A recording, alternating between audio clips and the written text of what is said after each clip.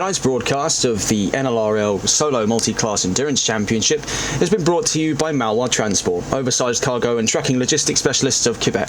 Visit their website on www.malois-transport.ca. Good evening, race fans, and welcome back to TRTN for tonight's coverage of Round 2 of the 2025 NLRL Solo Multiclass Endurance Championship by Malois Transport. As ever, I am Regan Clark, and you join us from the land down under, here in sunny New South Wales, Australia, for the second round of the championship. Hot on the trails of an exciting season opener in Spa, we find ourselves now with even more fun in store as we tackle the infamous Mount Panorama Circuit, the epicentre of Australian motorsports. The Mount Panorama Circuit, sometimes also going by the Bathurst circuit, was founded in 1938 and consists of a whopping 23 turns and 3.8 miles of FIA Grade 3, hosting a plethora of racing series throughout its 87-year lifespan, including but not limited to the former Australian Grand Prix until 1958, the Australian Motorcycle Grand Prix until 1988, the Bathurst 12-hour in the Intercontinental GT Championship, the Bathurst 1000 in both V8 supercars and its former Australian Touring Car Championship, the Bathurst 500, and many, many more. It is a fantastic circuit and an absolute treat to be here today. As we take a look out of the pit lane, we're on board with one of the new drivers of today. We'll be more onto the discussion of that in a moment's time. Today, though, Bathurst hosts the grid of the Solo Multiclass Endurance Championship. And as we get into free practice today, let's quickly recount how the season has gone thus far. And we really only two results to give you. Coming out of Spa in the GT3 category, it was an imperial victory for Ilkay Akilinkoglu. The number 35 took an absolute crown in Spa and went toe-to-toe on his day there with Mir Ismail Rashidov. In GT4, it went to David Silf against a narrow battle between himself, Wesley Kuiper, Hayden Prodger and Jake Garrett. It was a four-way split to the line with Christian LeBay catching up towards the end of the race in category. Looking at the championship standings, though, coming into round 2, we have our first definitive set of standings to go by as we've now head out the season opener. We'll start things off in the Premier category of GT3. It's Ilkay Akilinkoglu leading with 38 points. Mir Ismail Rashidov second with 27. Toby Cyril third with 23 points, with Kieran Rod fourth with 18 points. Cass van Veltzen rounds out the top 5 with 16 points to spare. Ben Cheeseman in 6th position with 12 points in the championship. Tyler Vermack in 7th with 9 points. In 8th position is Kyle Jenkins with 6 points, and then joint 9th position to bring us to the end of our current top 10 standings with only 8 competitors in round 1. We are defaulted to Matthias Weber and Clever Macedo, the two Chilean drivers, joint 9th as a matter of fact, with 0 points in the championship. Into the GT4 standings, it's David Silf leading the charge ahead of Hayden Prodger, Jake Garrett in 3rd with Christian LeBay in 4th position. In 5th then, Wesley Kuiper, after a differing pit strategy, finished at the back of the top 5 in Spa. Alan Alexander in 6th position with 12 points puts himself ahead of Dmitry Snai in 7th position in the championship. Behind him, fellow Ukrainian Roman Zhdanov in 8th position. And then into our last two positions of the top 10, Kevin Quain with 3 points. And then rounding out the top 10 is James Mason. We're on board at the moment with one of the new drivers in this series. Joining us from the Chevrolet squadron at Malois Racing is Timothy Jolicoeur in the number 69. Now, of course, this is one of several new drivers to join us at this leg of the championship, shown by our changes here for round 2 of 10. Timothy Jolicoeur among them. Also, Sean Glynn, Scott Milbank, Martin Van Manen and Harry Palmer join the grid for round 2 of the championship. 3 car swaps in total, with Ben Cole moving from the 2015 AMG to BMW. Alan Alexander in GT4 moving from Ginetta to Mercedes, and James Mason following suit in GT4, moving away from the solitary M4 and in towards the paddock at AMG. And it may be a bit of a gamble for these guys here, because looking at the balance of performance coming into today's round of the championship, we stay on board here with Jolicoeur as he makes his way around the cuttings at turns 3 and 4 on his way up the hill. We'll get a full tour of the track in a moment's time. Looking at the GT4 balance of performance, they really lucked out on the move over to AMG. Yes, it is a phenomenal machine on its day, and we saw used to great effects there by the likes of Wesley Kuiper, Jake Garrett, and then the then race-winning David Silf in Spa-Francorchamps. But could it be the case where the Mountain may just be the match for the AMG? As you can see, McLaren with an absolute world-class advantage for balance of performance. The two McLarens registered for this championship, being Scott Milbank and Claudio Cisternas, will benefit from a minus 40 kg weight reduction. Aston Martin second best in class for a reduction there, 34. Then a single behind them is Ginetta with 33. Chevrolet will lose 27 kilos coming into this round. KTM losing 25, BMW gaining 1, and as we mentioned there, Mercedes gaining 35 kilos. We'll catch up with Jolicoeur towards the end of the session. We're on board now with his fellow teammate there, Christian Lebay, who's feeling very, very confident coming into this round. Now, we do have a note to make as well regarding the Malois team, and that is the absence at the moment of John Prine, as so I'm told by Christian Lebay, not only a good friend of Prine, but also the team manager of Malois Racing. Prine is away at the moment in hospital with his wife. They're expecting their twins to be born very, very soon. So our warmest congratulations here from TRTN to them. A happy family indeed. So heading down Skyline Hill is his teammate and the boss of the Malois Racing team, Christian Lebay. Number 119 missed out on an opportunity for a solid result there. Finished towards the podium. Missed out on his chances courtesy of Jake Garrett. This might be Chevrolet's location to be, as they are looking a lot more lively than they were back in Spa. And really, is it any surprise that 6th generation Camaro is the very same used in the Australian V8 Supercars Championship at the moment? Admittedly, it's got a bespoke built General Motors V8 engine as opposed to the LT1 from the Camaro SS under the bonnet of this one. Don't let the face fool you, that's not a ZL1. Technically, that is still a Camaro SS with bespoke parts fitted by Pratt Miller Engineering. You can see overtaking him there, fellow American muscle, the 7th generation Ford Mustang, currently driven by number 61 Kieran Rodd. Looking around the field, and you can see another of the Malois Racing Camaros making their way at the moment down the Conrod Straight. That's Carl Martel, and I believe that's the first time we've seen him in this championship, so very curious to see what the number 99 can do heading into Bathurst. It looks a lot more comfortable for a lot of the Malois racers at the moment with Chevrolet. As mentioned, this is a vehicle right at home here in Bathurst. Out through the chase he goes. Having a look in then with one of our podium sitters from round 1. It's Jake Garrett, sporting the very nice yellow and green livery there. I happen to recognise the livery more from when it was on the GT3 of Raffaele Marciello. Not super educated on the real life GT4 Championship, so anyone in the chat, do feel free to educate us on who used this car in real life, because it is a very fancy livery indeed. At the moment though, it's being used by Jake Garrett, who took 3rd place in Spa after pit strategies waylaid Wesley Kuiper's chances of a podium in round 1 of the championship. Having a look around the field, you can see a interesting little paddock indeed. You can see that's Ben Cheeseman lurking in the background there, one of the 2 McLarens towards the back of the field. That's Kyle Jenkins with him in the green and red. You can see Miroslav Rashidov sporting new colours there, army green and gold on the number 21 Porsche. That was a real star of the show. Tyler Vermack looking very confident today as well. We'll be on to the discussion of qualifying predictions in a moment's time, but not a lot of data to go by in GT3. We're spoilt for choice when it comes to GT4 data. Having a look around the field here to see if we can find a driver just about to start their next flying lap, and I believe we'll be able to go on board with one of our new drivers today in the GT4 category, and the one of 2 actually to have entered over the course of round 2, but the one that's made it today to drive in the Porsche 718 Cayman Club Sport. It's Harry Palmer in the number 314. He's joined by Kieran Rodd. Oh my word! Did you see, up on 2 wheels out of the chase? That was incredible stuff. We're not even into the main sort of meat and potatoes of the session. Let's see if we can get that on replay. That might be just a little too late, I don't know. Let's see. Harry Palmer there in through turns 21 and 22. He's really giving it quite a little bit of gusto, and fair play to him. That was very, very exciting indeed. You can see Miroslav Rashidov appears to be blocking the road a touch there. Rod and Palmer not going to be too happy, but we're out. Oh no, that is not the best way to start your flying laps in practice. But we're on board with Harry Palmer out of Hell Corner at turn 1 as we make our way up the mountain straight and over towards turn 2 at Griffin's Bend. Mad Panorama is just a spectacular circuit. Of course, home of the Bathurst 12-hour.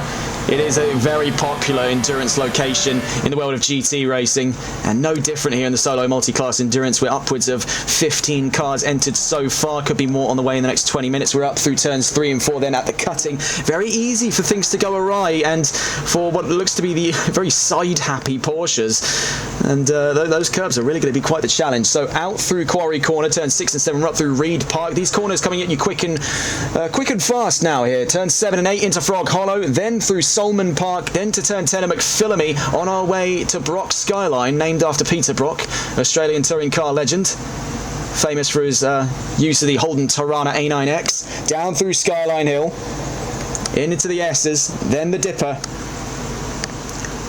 Very easy for things to go awry here in Bathurst. It was described once by Kevin Estra as one part's Nürburgring, the other part's Macau. Really not hard to see where that comes from. So out through Forest's Elbow at turn 18, then just rocketing through the kink at turn 19. We're down the Conrod Straight, on our way down towards the Chase. A very heavy braking zone here. Do expect to see some side-by-side action. We've seen a lot of the battles play out in this very format. They follow each other front from rear all the way through that very, very tight mountain section, and this is where a lot of it comes to a head in terms of side-by-side battles. Very hefty braking zone. He's up on the curbs again. He's not afraid of those curbs whatsoever. He really ought to be with a car so stiff as the 718 Cayman. So down towards turn 23 he goes at Murray's Corner to bring it to the end of the line here on what looks to be another flying lap as he gets across the line at 2:15.627 by Palmer to give us our tour of the Mount Panorama circuit. Having a look around here, Kieran Rodd, who, if I remember correctly, used to identify under the Australian flag until he recently changed it to the British flag. So a curious one there. We'd be meaning to ask him about that because this would have been a home race for Rod. Whether or not he's readopted the Aussie flag for this event in particular, we don't know at the moment. You can see getting past Hayden Prodger down the Conrod Straight. That's showing you already the clear-cut difference in straight line speed between GT3 and 4. Definitely the expectation, like Spa, we're going to be running into quite a hefty bit of traffic. However, unlike Spa, it's going to be a lot more difficult for these GT4s to find a way to either side of it to get out of the way of those GT3s. Now, of course, they can stick to the racing line all they want. Some drivers may be in situations more so than others where they'll be able to roll on by and let the GT3s do their thing, but up through that mountain section do expect to see quite a bit of drama, because even in single class races we've covered before here on TRTN, is it not uncommon to have such major incidents play out here at the Mount Panorama circuit. We're on board with Kieran Rodd as he makes his way out of turn 1 at Hell Corner. Named for the reason that there used to be a stump on the inside of that corner back in the 1930s and 40s, and its time being used as a tourist trophy track for motorcycle racing. And obviously you hit that stump going around a corner, and now you figure out why it's called Hell Corner, because you know where you're going when you hit that stump. Out through Griffin's Bend, up towards the cutting. You can see just the broad difference in cornering capacity between GT4 and GT3. They look like they're on rails out here. I mean, this is sort of like what you see in the difference between LM GT3 and prototypes up in the World Endurance Championship. It really is quite astonishing. And the Mustang as well is at home right here at Bathurst. The 7th generation Mustang is also used as the basis of the V8 Supercar Gen 3 platform. The S650, the generation before it, was used in the Super 2s, or what they were then known as Gen 2s at the time. And now the 7th generation Mustang is one of, at the moment, 2, but as we've reported before here on TR10, there is a 3rd manufacturer on its way to the V8 Supercars Championship, and that's Toyota. They announced that they would be running in the 2026 V8 Supercars Championship. And that is looking very, very interesting to see a 3rd make its way in up against the sort of American giants at General Motors and Ford Motor Company. Michigan versus Detroit. Or Lansing, I should say, versus Detroit. Ford Mustang, of course, was originally manufactured at Ford's plant in Detroit. The Chevy Camaro, of which we're seeing so prevalently around the track at the moment, and in the paddock as well, courtesy of Timothy Jolicoeur, currently 4th in class, 9th overall. That was, of course, manufactured in Lansing, Michigan.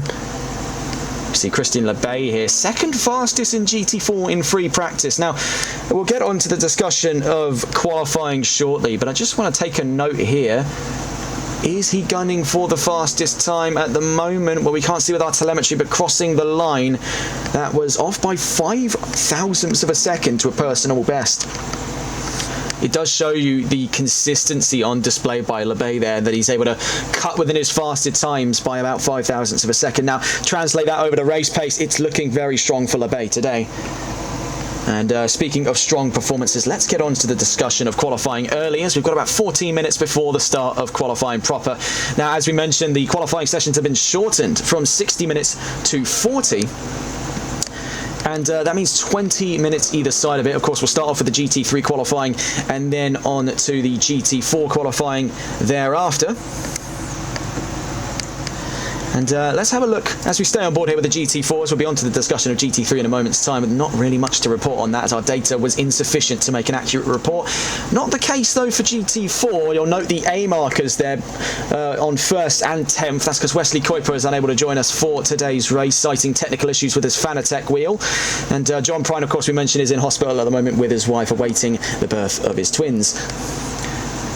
So that does provisionally sneak Hayden Prodger onto pole position there by about 0.3 of a second. He would have had to make it if Kuiper had joined us for this race. It also pushes Lebay up to the front row ahead of James Mason.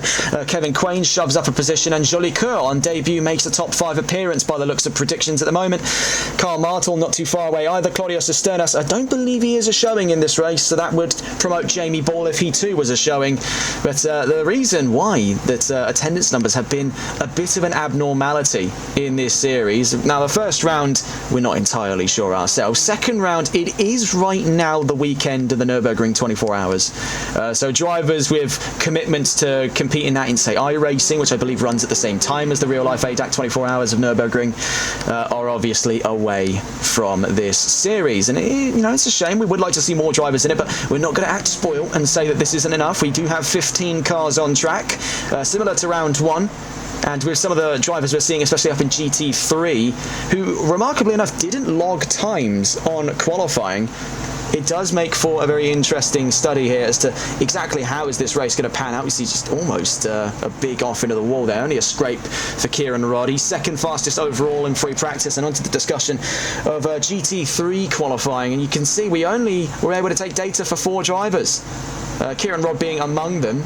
Ben Cheeseman, Tyler Vermack and Kyle Jenkins being the other 3, and as you can see there, we don't even have a top 5 to call out here, so our data is insufficient for an accurate prediction, and that is only reinforced if you were to take a look around the field and see that Cas van Velzen is in this session but never logged a time on Simbot in the window we took data from, and the same story can be told of, if we can find him here, Anton Pohl, also one of them, with Nissan there, number 486, and hiding around somewhere around here, we probably did end up scrolling past him in the end, is Ilkay Kilinkoglu. Last round's race winner, and the same story here as well from Mir Ismail Rashidov, who was on the podium last round in Spa. None of these drivers clocked in data that we could take from Simbot to give you the predictions for GT3, so that does leave them in a bit of an erroneous spot. Now we can realistically assume Rashidov, Van Velzen and Kilinkoglu will be amongst that top 3 qualifying shootout, but who else could be joining them? My money at the moment would be on Rod and Vermack. They have shown great progress, and Vermack was looking considerably fast, even in the very narrow bit of data we had to provide. He was 3 seconds faster than the nearest car too, and we can realistically assume the drivers are going to be aiming for that mid to low 201 or very high 20 heading into qualifying. Conditions, though, we're not 100% sure. It was sunny when we started the session off. It is now, clouds have drawn in a little bit. That could compromise track temperature, or in the case of the fact that we are still dealing with the Australian heat, probably benefit the drivers more so than they realise. The track will be kept nice and toasty, not too hot, not too cold, right in the Goldilocks zone of where they need things to be come qualifying in 10 minutes time. We'll just leave you on board at the moment with Kieran Rodd as he makes his way around track. We'll be back in just a moment's time.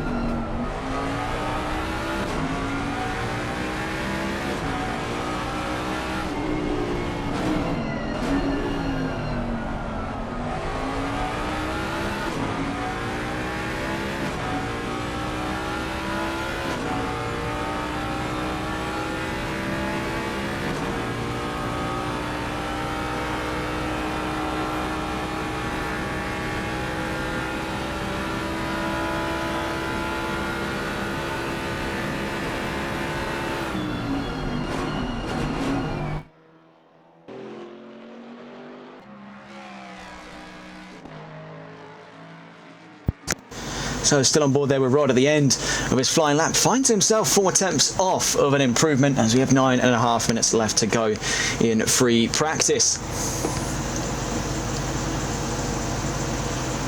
Across the line then, last lap was a 2:03.360 for Kieran Rod. See fellow Ford Mustang Cas van Veltzen currently leading the timing charts in free practice. Now we must consider it is free practice, we're not on to the main event just yet, but it is showing very confident signs by Van Veltzen that he will be gunning for a pole position start for round 2 of the championship. A 2:01.465 was his best time. That puts him not only at the front of GT3 but at the front overall here in this round. On board with one of our newbies today, Timothy Jolicoeur with the Malois racing team. Now, because of the absence of Kuiper, he is predicted in 5th in class, and that is right where he sits at the moment. A 2:14.106 was his best lap. That puts him 5th out of 7 cars there. It shows 8, but that's because we've had to sign in as a GT4, so that's 5th of 7 cars currently in circulation here. Looks like an almost even split there between GT3 and GT4 in terms of vehicle attendance. We won't be complaining here because, as with certain other things, too many cooks can spoil the broth, and too many cars on track at Bathurst can definitely raise a few concerns. Having a look around the field here to see where the nearest valid flying laps are coming from. Kieran Rod, he's stuck in there out of turn 18 and 19 behind Harry Palmer. The two both hailing from Euro Titans Endurance. That was a bit of a knock there between the pair of them. That could have got ugly between GT3 and GT4. Let's just going to look at that on the replay here whilst we've got the opportunity. Making our way out of turn 18 then, he saw a look on the inside out of turn 19. He was expecting the Porsche to go to the right hand side of the track. It actually started closing in on the left, and there was very little room there. Just a little tap around the back end. And good. Oh my words! What happened there? I don't even want to find out. I'm going to be completely honest with you. Little bit of chicanery there. Poor showing. Let's catch on board with one of the other drivers out on track at the moment, Anton Pohl. Now, I believe this is the first time we've had the pleasure of covering Anton's performance here. The solitary Nissan of the GT3 category, number 486, makes his way down towards turn 2. Ahead of him there, Timothy Jolicoeur in GT4.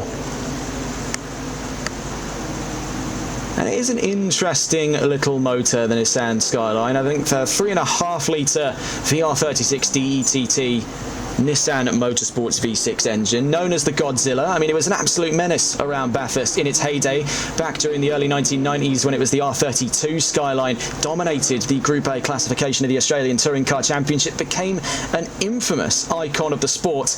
In the modern day, though, sadly, Nissan's GTR has slowly shrunk back into itself, now a more present sight in the domestic Japanese Super GT Championship. Its time of international domination may be at an end for Nissan as they look to close out the chapter on Nissan Skyline's prestigious career in motorsports. But this is the swan song, the 2018 Nissan GTR Nismo. And a mighty, mighty machine it is. There are obviously the fears at the moment in the real world of Nissan potentially going bankrupt. They've been absorbed more and more in recent years by the Renault Group. That now continuously share parts of one another. You'll note that in the most recent announcement of the Nissan Micra, which is now a badge-engineered Renault 5. And it is a shame, really, to see what has become of Nissan. It is a fantastic manufacturer, one of the former Japanese big three up there with Toyota and Honda. And it is slowly falling from grace there as the market for its more sportier products like the Fairlady and like the GTR is just dwindling, and it's a pity because for its time when it came out, the 2007 Nissan GTR R35 was a revolutionary bit of kit. So it retailed for less than, oh, that is a bit naughty. That is a bit naughty there from Anton Pohl. I'm not entirely sure what you can say of that, but you can see Hayden Prodger was holding the right-hand side of the track. He was giving Pohl the room, but he still wanted to conserve as much of his momentum as possible because he wanted to compete for a flying lap in GT4. That just got ugly, all things considered. Where was I? Yes, with the 2007 GTR in its heyday was an absolute unit. Retailed for about the same price as I think it was a Porsche Cayman at the time, and could do 0 to 60 faster than a Murcielago. It was an insane bit of kit. Super high-tech, proper driver nerd sort of car. It was for all things car geek, and sadly they just never changed the design. I mean, if it's not broke, don't fix it, but eventually this design started to stagnate, and that's what we're seeing in 2023, 2024, 2025, is the GTR has kind of had its run, and Nissan are abstinent to want to update that. Perhaps it may be a case like fellow Japanese manufacturer Lexus, that the GTR platform as we know it was a vehicle so perfect that not even its creators know how to replicate the magic. So on board with Hayden Prodger, who was the victim of that clash down at turn 1 on this lap just gone. We've got 4 minutes left to go in free practice. Miroslav Rashidov continuing up the track from him at the moment. As a matter of fact, let's just quickly catch on board with Rashidov, who was really the centre of attention in that last round at Spa. He had an absolute breakout performance. A pity that he could not go on to win the race. Ilkay Kilinkoglu just had way too much pace for Rashidov to handle, but he gave it a very good go. We're not going to say that this was a one-sided fight here. That would be a discredit to Rashidov's ability as a driver. He had a fantastic opening performance, and looking to keep the ball rolling then, here's the number 21 Porsche. Down across the line then goes Miroslav Rashidov onto the sort of last set of laps we'll be seeing out of him today. He's got this and potentially one more should he choose to do one. Out through Hell Corner. Sandwiched in between the two sort of culprits of that turn 1 incident, Anton Pohl and Hayden Prodger. Right now, drivers out on track. We've got the number 61, the number 314, the number 486, the number 21, the number 222, and the number 119 here towards the end of free practice. We'll stay on board with Rashidov for the time being as he makes his way up into the mountain section. We'll be getting on board with number 21 as we start to recount the news for today's race, and only 3 articles of news sadly this time around, but having a look through it, our first bit of news in the British Touring Car Championships. Of course, we're at Oulton Park this weekend, and Finn Leslie, 17-year-old talent from the Fiesta Cup, is set to replace Ronan Pearson's position at Toyota. Pearson took a leave of the team after Thruxton last round, and he makes his debut here in Oulton Park. And you see, it's major traffic ahead here for Ismail Rashidov. And that's going to hamper his time there. He was up 4 tenths. He's now down 6 nearly by the looks of it as he makes his way out through the S's down towards Forest Elbow. You can see it's chock-a-block traffic there with the GT4s in the mix. That's Jake Garrett and Carl Martel in front of him as he makes his way out of turn 19. Our next bit of news then as we head down the Conrod Straight. After 5 years deliberating with the FIA, the Grand Prix Circuit Kyalami has been approved for its go-ahead of an FIA Grade 1 overhaul. Now, what does this mean? It means improvements to safety features, improvements to facility sizes, and the refurbishment of the tarmac to incorporate the use of Grand Prix racing machinery. Now, this could mean, for the first time in the 21st century, there could be a South African Grand Prix on the horizon. It will be the first time since, I believe, the 80s that we've been to the Grand Prix Circuit Kyalami, and it has been long overdue. There were, of course, the fears, there, and then the wall on the exit of turn 23.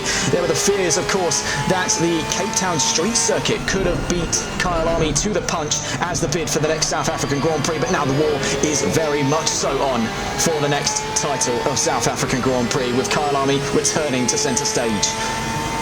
More news to follow then in the coming months on whether or not we'll be seeing the return of the South African Grand Prix at Kyalami. And our last bit of news today, Peter Otto, the masterminds behind the Le Mans Classic Series, reveal a brand new series and plans for an annual Le Mans Classic return. Now, this new series they've got coming up here is called the Le Mans Legends Series. It's a new series featuring the LMP1, LMP2 and GTs from times gone by, built all the way up to the mid-2010s. And they are aiming to have the support rounds of the World Endurance Championship in 2026. They've also revealed plans to turn the Le Mans Classic into an annual event with a fixed calendar. And here's hoping for that as well. It is a fantastic spectacle. If ever you have the opportunity, do go and watch online or in person, wherever you can find it, the Le Mans Classic. Oh my words, they're off at that was at McPhillamy, down towards Brock Skyline. Caught in the tailwind of Kieran Rodd was Miroslav Rashidov. Pangs of frustration there for the Russian talent. Number 21 narrowly avoided calamity here at the end of free practice. So we'll cut away from Rashidov as he's caught up in traffic. We'll be on board next then with Christian Lebay, second in class at the moment. Telemetry not giving us much to go off of. He's nearly 19 seconds down. Is that the whole truth though? As we stay on board with the Chevrolet of Christian Lebay. Down towards the line then, out of the chase. And then into the pit lane. So yes, the telemetry was reading true on that one. He is 19 seconds off the punch there. We'll quickly catch on board with the 486. Anton Pol is gunning it to the line in the GT3, but you can see he's down 4.7 seconds. Mirosmel Rashidov hot on his trails. Nissan versus Porsche. And into the pits goes the Nissan. So we'll be shortly on to the start of GT3 qualifying. Now, similar to the last round, we'll be running the two-tier qualifying system. We'll start off with the GT3s and then we'll be on to the GT4s. So the opening 20 minutes coming up for qualifying will be GT3s, then the closing 20 minutes are GT4s to then bring us on to another 2-hour race in the championship. Across the line then, Hayden Prodger fastest in GT4. Last lap was a 2:12, best lap was a 2:11.9. So waiting here as we see the last of our drivers make their way in. And now on to the discussion of qualifying. So GT3 qualifying is a go. Out goes Tyler Vermack already. The early bird that gets to the proverbial worm. We'll catch on board then with the number 835 Lexus.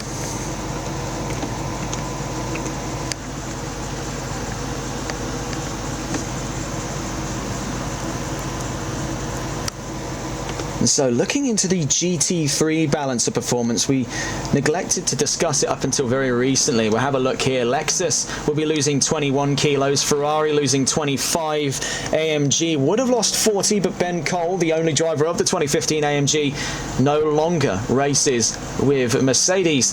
Porsche losing 20 kilos. That's great news for Mirosmel Rashidov. That gives him the upper hand over Ilkay Killinkoglu's McLaren. That gains 8 kilos. And you see in between them, Nissan losing 17, BMW losing 16. Ford still in the positives and gaining 20. It's going to be a bit of a hamper on the goals then of Van Veltzen and Rod, the two most prominent Ford drivers in this championship that are really going to be up against the ropes in the discussion of a bid for pole position. Tyler Vermack was on the top of our charts for the very small amount of data we had for today's session. And we'll see roughly where that ranks up. We see that he's aiming for a time of a 2 minutes dead, 0.7 dead. So that is very, very close. We'll stay on board with Tyler Vermack. He'll give us our first flying lap condition run then in qualifying from the GT3 paddock. You can see really piling up behind him, 13 seconds away from him. So he was really early out of the gates here, looking to impress, looking for a win here in the solo multi-class endurance. It'll be his best opportunity to do so in the Lexus, a car renowned for its straight line speed. That 5.4 litre V8 engine is an absolute monster down the Conrod and up the mountain.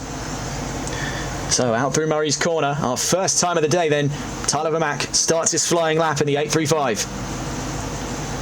Down towards Hell Corner we go then. We'll get on board with the Lexus a bit wide on the exit of Hell Corner, but you can see it's all about momentum with these older and heavier GT3s. The Lexus may be a relatively outdated design, but it is still alive and kicking, a vibrant member of the GT3 community to this very day, to where the car is still a relevant figure, even up in the heights of the World Endurance Championship and the IMSA Sports Car Championship. It really does show that if it's not broke, don't fix it. Even Toyota and Lexus themselves were hesitant to replace the RCF. Their most recent mock-ups of a replacement still a year away from a reveal. So out through the cuttings, up through Quarry.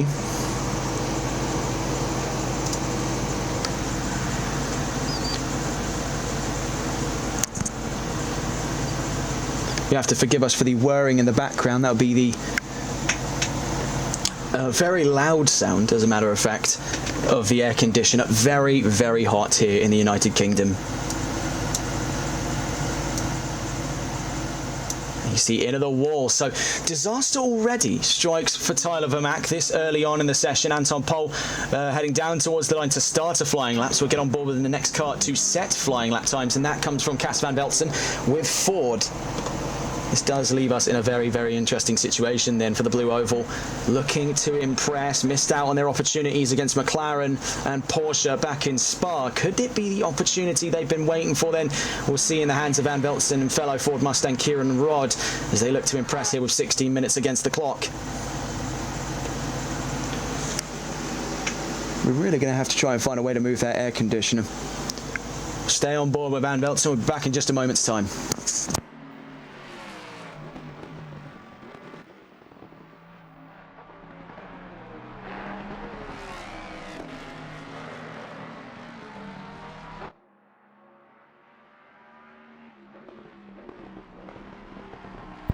So we caught him just at the very end of his opening lap. Van Velzen to the line then for the GT3 category. He makes it across the line for the provisional 5th fastest time as it was invalidated. We'll pull up the timing charts here on the left-hand side to see that Ilkay Akilinkoglu sets the first registered time, and by 0.07 of a second is Kieran Rodd, only 700ths, nearly 800ths of a second off of Akilinkoglu's provisional pole-sitting time here. Now, we are expecting the times to break down into the 201s, dare I say, even close to what Vermaak was setting in the very high 2.0s.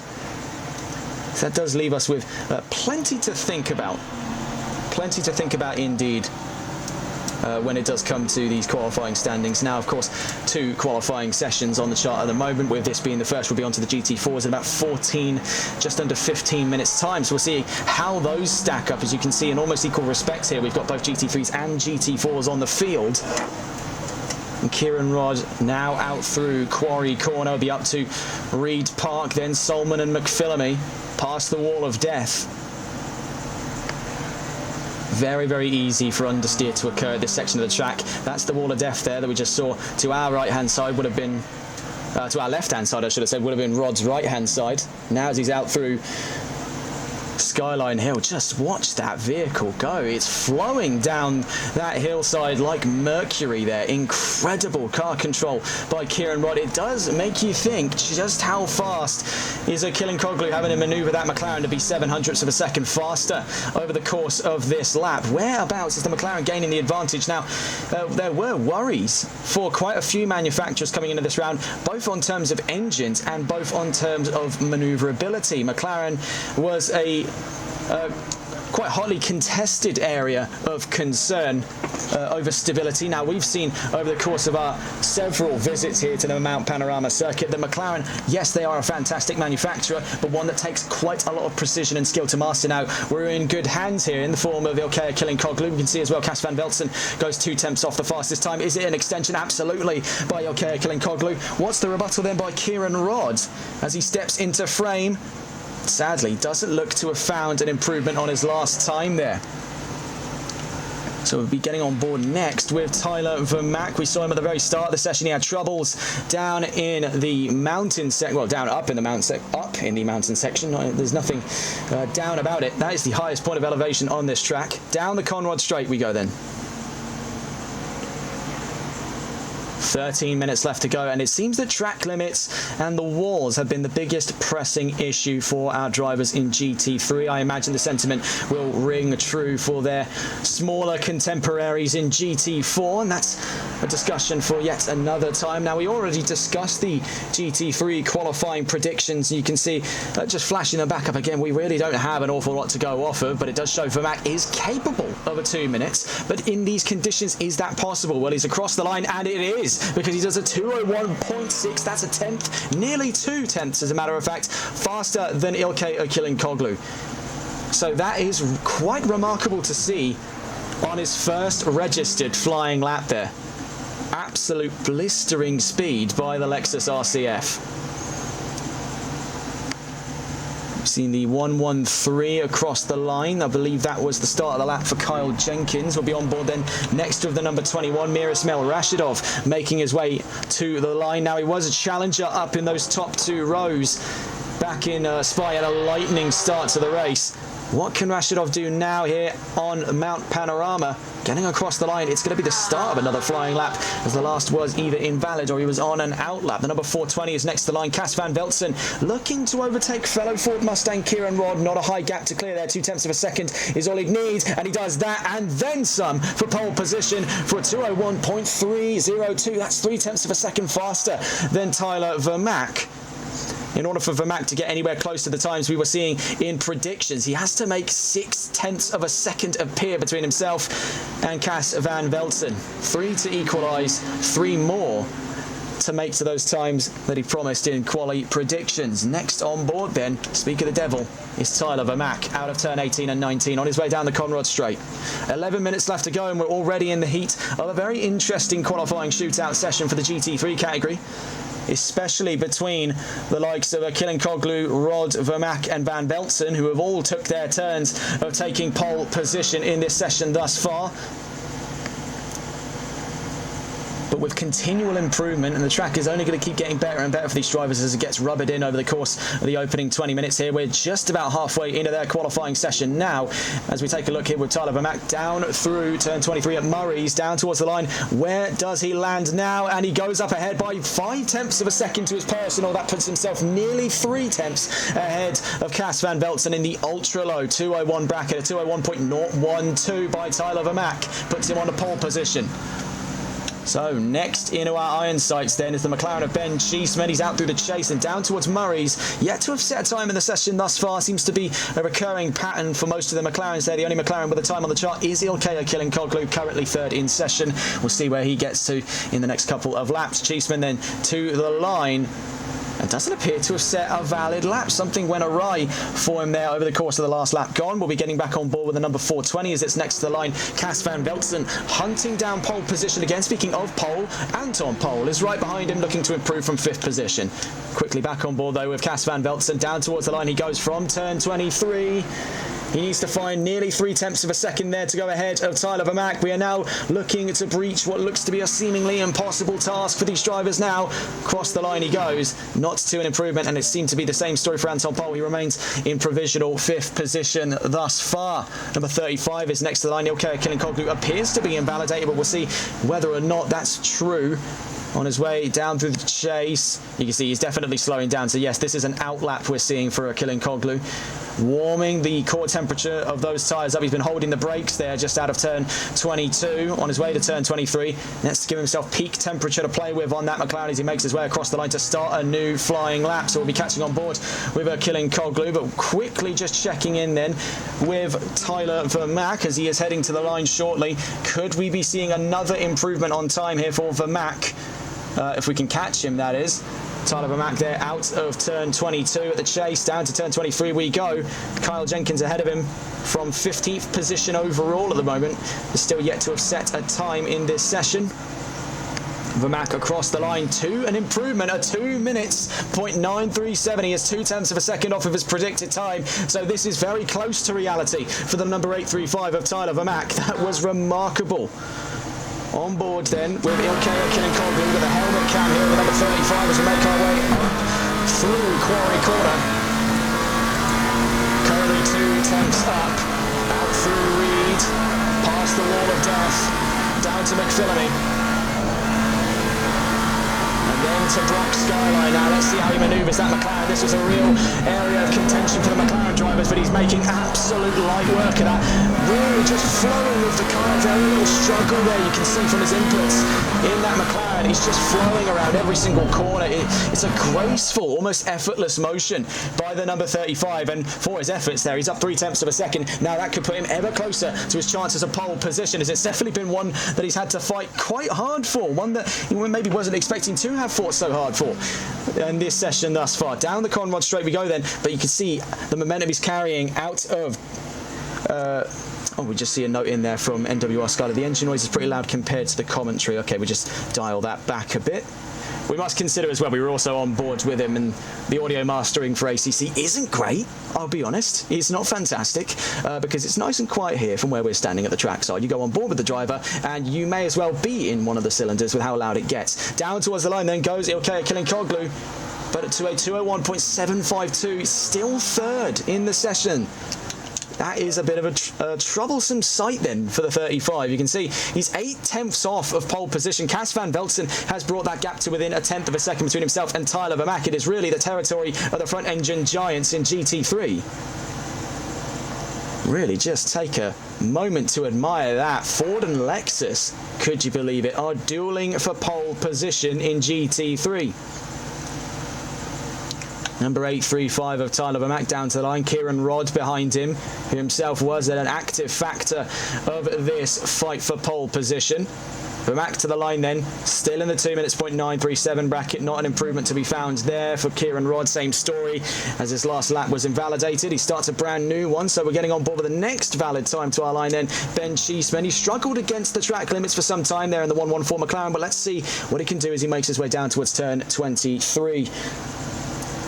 All very, very possible here for him. Across the line, he's into the top 5, so very well done there for Ben Cheeseman.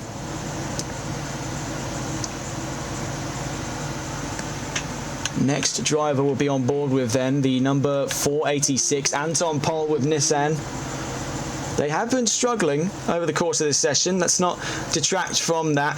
The Nissan is a bit of an outdated car like the Lexus, but unlike the Lexus, it doesn't have anywhere near the same following. A bit more niche, could you believe it or not, as a car as popular as the R35 was in its prime. But yeah, into the pits he goes. Next on board with Killing Koglu. On his trail there, not too far away, the number 21 of Miroslav Rashidov. Those two shared in a fantastic fight for the lead in GT3 last round. Let's see what these two can do as they're down towards the line then, as we make our way to Murray's. Killing Koglu needs 8/10ths of a second for pole position. It is an incredibly large gap. He makes a 10th there. What does Miroslav Rashidov make of the situation? Right now, the number 21 is actually yet to have set a time in qualifying. Now, this is something I failed to pick up on in the last 16 or so minutes that we've been seeing these drivers out on track. Rashidov has left this till very, very late here to set a time on track. I think he was hoping if he sort of bide his time, wait a little bit, the track would be more rubbered in by the time he came out in the number 21. Kyle Jenkins then to the line from 7th in class, goes up to 6th in class. Now relegates Anton Pol to 7th and provisionally last in GT3. He'll be starting ever closer to the mounting crowd there. You can see on the exit of the pit lane of our GT4s. Among them, Harry Palmer, James Mason, Christian LeBay, and what I believe there is Hayden Prodger just tucked in front of the Mercedes and the KTM. Kieran Rodd starting off his flying lap already to a 10th improvement, so it shows that it's going to take a little bit of fettling to get that number 61 in line. It's all about maintaining that momentum from here on out. That's been a story as old as time, really, for anyone's qualifying performance. Ever is that case more true for the Mustang, really up against the wall with 20 kilos added in balance of performance. It's not going to be an easy day, but Van Velzen and Rodd have shown us that tough times make tough people.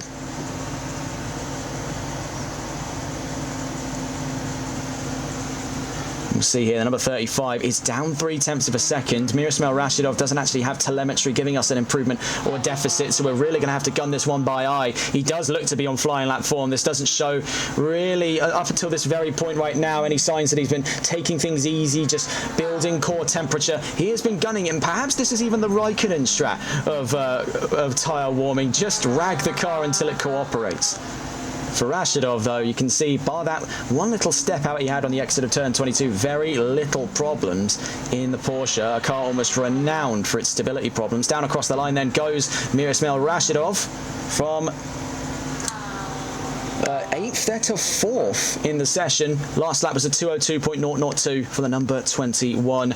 We're in amongst the final laps of GT3 qualifying then, and already kicking things off for the 2/10th improvement. We'll catch up with Rashidov towards the end of this session. We see Kyle Jenkins heading down towards the line at the moment. He's 7th in class, trying to avoid being at the back of the field there. in 8th position at the moment, which I believe, yes, is Anton Pole. He's not going to be particularly happy with that one. Last lap, sadly, not to an improvement for Jenkins in the 1:13. Cheeseman on his way to the line at the moment. Let's quickly catch on board with Kieran Roddy. He's up nearly 3/10 of a second. From 5th goes 4th in the number 61 amongst the final lap that he may have today. I think he will have this one really, really close to the line, but he's got one more in him, so it seems the number 61 is gunning for the front of the second row at the best of things at the moment. It would take an incredible last lap lunge to give him the results he needs. Cas van Velzen on that last lap, not to an improvement, but just like his fellow Mustang of Kieran Rodd, he's got one more opportunity here before the GT4s are unshackled and let loose. You can see already, this is just a view from inside the GT4 paddock at the moment. Cars queuing up on pit exit. Leading the charge, so it seems, is going to be Christian Lebay, one of the Malois Chevrolets. You can see his fellow teammates with Malois Racing Team. That's Timothy Jolicoeur just on your left-hand side of the screen there. And the number 69 Camaro still waiting in its pit box at the very end of the session. Cheeseman in the pits then from 6th position. He joins the GT4s, and that's the end of his qualifying session for the GT3 category. You can see the number 21 and the number 35. All the meanwhile were right alongside one another. Rashidov, though, goes wide over the chase, and that could squander his efforts to get any further up through the qualifying order for GT3. That could be the end of the line. Kilinkoglu peels in, and right now Tyler Vermaak holds pole position with Cas van Velzen second. 1:13 will be next to the line after Rashidov. Rashidov reluctantly after that last lap incident, though you can see he is still out on track, so I believe as the record stands he does have one more in him. For a lot of these drivers, though, that is the end of GT3 qualifying. We'll be on to our GT4s in a moment's time. We'll be seeing a pressing factor on their outlaps. It's going to be the straggling GT3s that have got just enough time left in this one session before the start of GT4 qualifying. 20 seconds left to go, so this will be Kyle Jenkins' last as he makes his way across the line to start his final flying lap in GT3 quali. Make no mistake, we are 10 seconds away. The clock is ticking here as we get to the end of GT3 qualifying.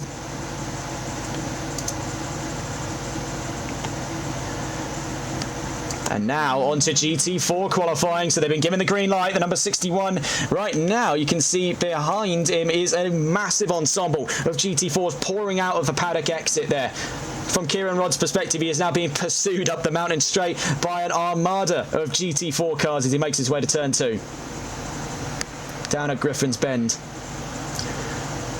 High amount of anxieties at the moment placed firmly on the shoulders of the solitary Porsche in this series, and that would be Harry Palmer. We saw those stability problems rear their ugly heads very, very early on as he was up on 2 wheels out through the chase. Harry Palmer has got quite a few curbs to deal with in that titular 718. You can see just how small it is when surrounded by the Camaro in front of it, the AMG behind it, LeBay, and that's Mason there. That's just a note as well about James Mason. He was one of a few drivers coming into this round to have swapped vehicles. He's moved away from BMW and back towards AMG. Perhaps this is the right choice, but as we mentioned, for the GT4 balance of performance, this could have been probably the worst time for him to do so, with it's 35 kilos to deal with. He's got more up against the back foot of things than even the Fords do up in GT3 with a 20 kilo addition on ballast.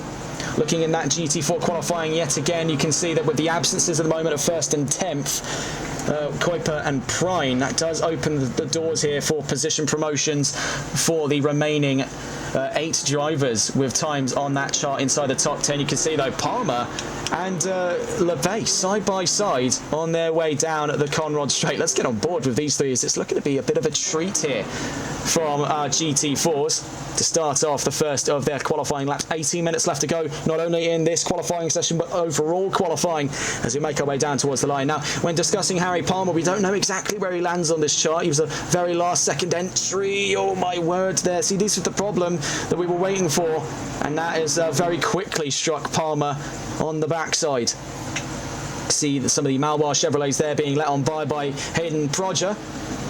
Missed out on his opportunity for a race win in Spa after a heated battle with David Silve. Timothy Jolicoeur also runs into the same curse there as Harry Palmer as he's out through the chase and cutting massively across the grass. That could be a bit of a concern here for the Chevrolets. And onto the discussion of the engine problems. Chevrolet is known, at least among the drivers that are proficient users of it, that engine is known for an overheating problem, and it is a present issue for the Chevrolet team in that LT1. It's a 6.2 litre naturally aspirated V8 engine that kicks up quite a bit of power and quite a bit of heat.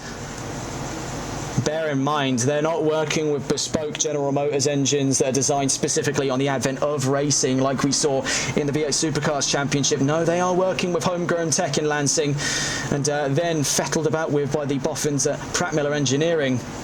This could prove to be a bit of a deadly concoction here, because you're going to be spending the greater majority of your race just completely flat out.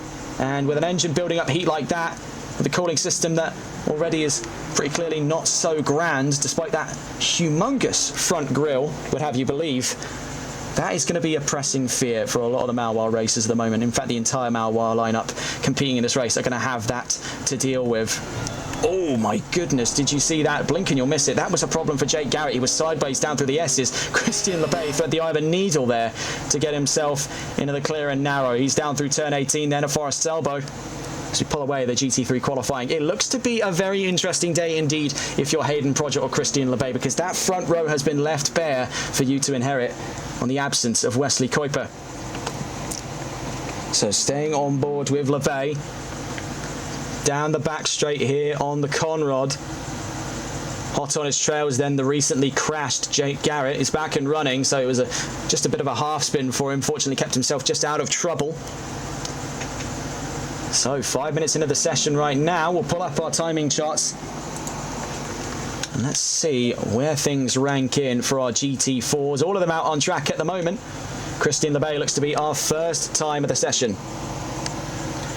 Getting across the line then, he's 12 seconds off the beat. We'll see what that lap was.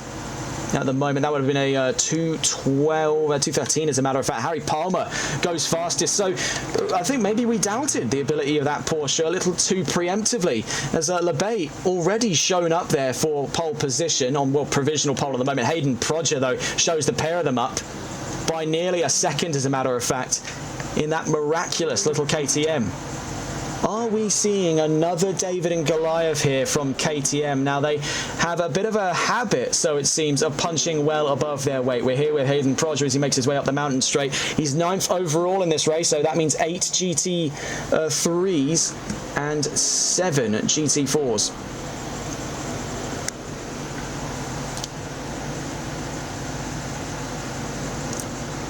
And you see just how close he's cutting this to the wall at the moment. It is incredible vehicle control. Like what we saw out of Kilinkoglu and for Mack and Rod, they do have this very great panache for precision when out on track.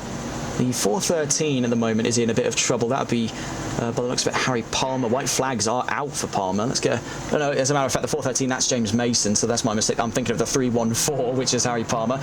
Mason really slowing down there on the Conrod. Is he building heat in his tyres? You can see he was holding the brakes for some time, so he's building up brake temperature, and that's going to help them clamp down a little bit easier.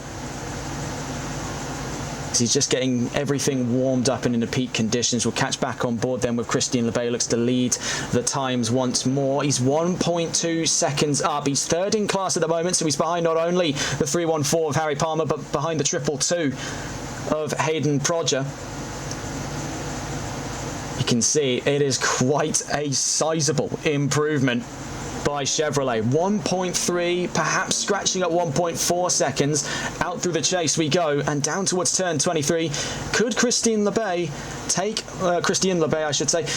the fastest time in GT4? Out through turn 23 he goes by 1.3 seconds to the line. It's 2nd fastest, so it does show to just what length Hayden Prodger was pushing that machine. Behind him, Harry Palmer off by 2 positions at the moment. Makes his way out of the paddock. Will be chasing the GT4 all the way up the hill. Jake Garrett behind them there puts himself 3rd fastest. So that's pushed Palmer down to 4th in class. Having a look here, Carl Martel just across the line to inside the top 5 for Malois Racing with Chevrolet. See behind him on track, fellow Malois teammate Timothy Jolicoeur on debut, the number 69 in this session. Is just behind him in 6th position, Hayden Prodger, current pole sitter for GT4 then, sandwiched in between the Chevy Camaros. James Mason, who we saw building core temperature down the Conrod, is now flying on his way through Solman and McPhillamy on his way to Skyline Hill. and one of the only Mercs in category at the moment. We'll see if the move away from BMW was a decision well made for James Mason. Now he's not a stranger to the AMG, if memory serves correctly, nor is he a stranger to BMW. He was most proficient with the M4 in GT3 in his exploits during the Sunday League. So moving over to AMG, it is a bread and butter machine, much like the Aston Martin, of which it shares an engine with. The Mercedes AMG GT3 is a solid platform, very easy to pick up and very difficult to put down. The GT4 paddock's guilty pleasure, so it is. What we're rocking with here is a 4-litre M178 AMG twin-turbo V8 engine, not to be confused with the M177, the engine used in the Aston Martin Vantage, its sister car, both of which developed that engine in Sindelfingen, Germany.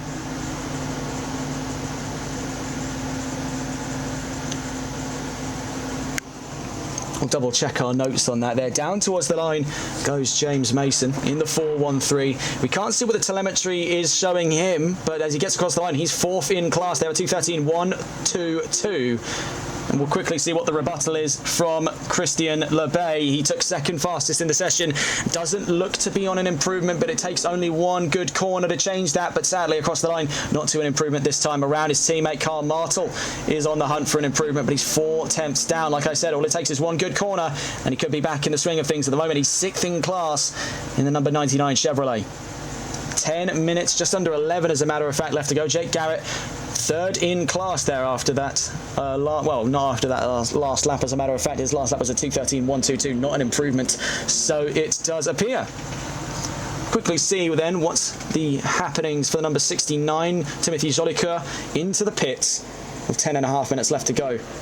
Beginning the staging process for their 2nd push stint in qualifying. The GT4s do tend to wear out a little bit quicker than their GT3 counterparts, and that's mostly just due to the compound of tyre they're given. It's also due to the fact that they've got a lot less creature comforts when it comes to tyre preservation. The whole nature of the GT4 category was originally aimed at amateur drivers in SRO, and it's a lot more road-relevant technology you're seeing here. Unlike the wide arches and space frame chassis and custom components we see on the big boys in GT3, the GT4s are a lot closer to home and a lot closer to what you can buy off the dealership floor, and a lot of these manufacturers do tend to lean into that philosophy. Chevrolet, of course, owing to using parts from the ZL1 and ZL1 1LE in the construction of the Camaro GT4R. We can see with the AMG GT, they made the AMG GTR Pro and the AMG GTR to help add parts not only to their GT3 program, but to the one you see at the moment. That same front grille is the one you get on the bright green AMG GTR. You can see there is a problem down Skyline Hill. We're trying to see exactly what's going on. It's the 314 of Harry Palmer. Ran into trouble again, struggling to get the car in gear. So it does appear there. And of course, with Porsche, they will sell you a 718 Cayman Club Sport off of the showroom floor. It is a customer program they are willing to provide for. They also made the 718 RS, if I'm not mistaken, to help produce some more homologated road-relevant technology to help boost their side of things in GT4. They do take the GTs very, very seriously. See, at the moment, Palmer showed very early signs of hopeful progress, but as we get into the last minutes of GT4 and overall qualifying, things are starting to flounder a touch for the 314. Put 2 wheels again. Oh my word. He keeps doing that. It's a bit of a party trick for that Porsche. You don't get to see that an awful lot. I think the Mercedes did give it a good go. I think it was Jake Garrett had a problem over here. But wow, that Porsche is incredibly stiff. Timothy Jolicoeur down towards the chase here. Turns 21 through 22, or 20 through 22.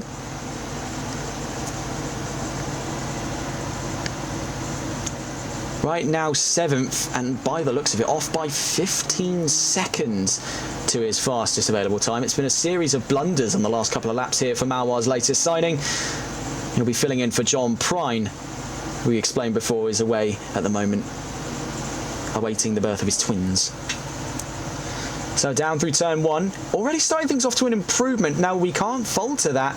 He's definitely got a very solid sector 1, Timothy Jolicoeur, but he's just not able to piece things together when push comes to shove in the mountain section and then downhill on his way back towards the start-finish line. That seems to be where a lot of it is coming apart for the number 69 at the moment. You can see not too far away from him by about 8.4 seconds on track, but still sharing the same straight is the 99 of Carl Martel, also with Chevrolet.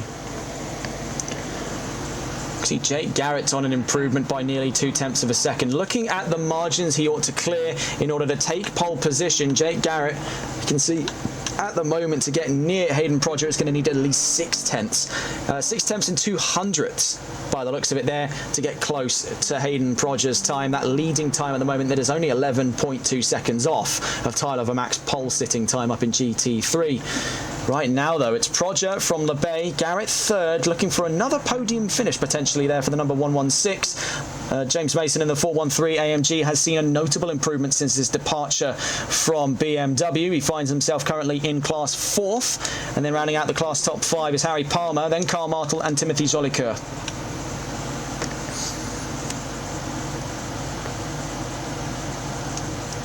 Christian Le Bay then down to turn 23. You can see a little bit of a wiggle there on the 119, the leading of the Chevrolet pack, and second in class at the moment. Has to find 0.3 of a second thereabouts for pole position. It's not impossible to suggest here, especially with the time that he's got. So we'll leave you on board with Le Bay in the 119. We'll quickly just check in here with Jake Garrett, who looks for an improvement in his own respect there, up nearly half a second. Where is that going to place Garrett as he gets to the line in the AMG? Down across the line then, the British talent in the 116 goes second fastest then. That pushes Le Bay down a position to third in class. That puts Garrett on the front row. It's an all-British front row at the moment with Prodger and Garrett securing first and second. But bear in mind, 3.5 minutes left to go. It's all still very much so up in the air for our drivers. Looking here, current pole sitter Hayden Prodger on just absolutely legendary form in that KTM, really up against the giants in Chevrolet and Mercedes. We've seen the Goliaths, and here's your proverbial David, or more specifically Hayden, on his way down to Solman and McPhillamy. So as we mentioned, we'll leave you on board with the 119 of whereabouts is he here? Christian Le Bay in the Chevrolet as he makes his way down Skyline Hill. We'll be back in a moment's time.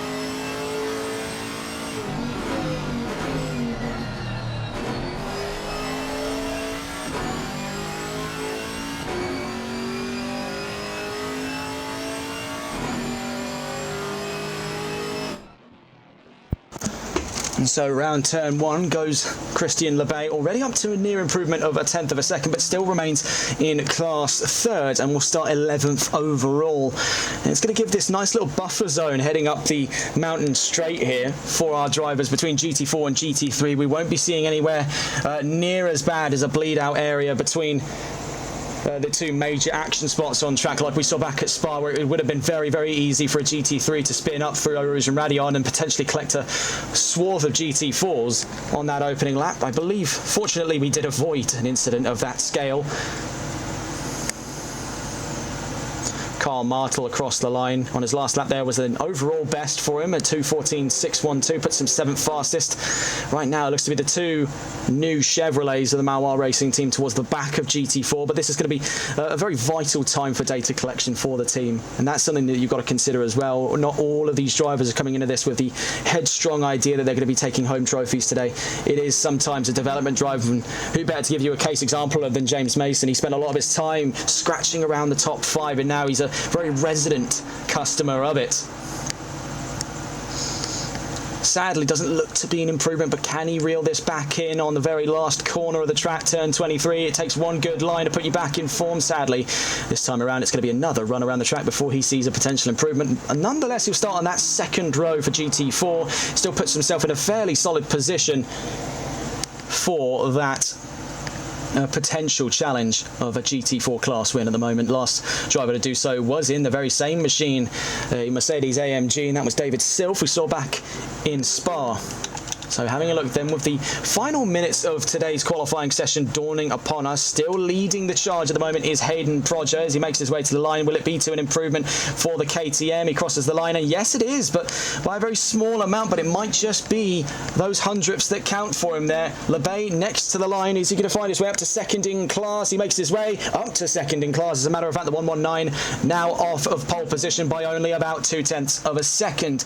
Jake Garrett resides in the pit lane then, and he's calling that one in on the end of his qualifying session. He'll be starting, by the looks of it, third in class, and on that second row will start 11th overall when up against the GT3s. James Mason, fellow AMG in this session then, squirreling his way out through past the wall of death, up past McPhillamy Park and down through Brock Skyline.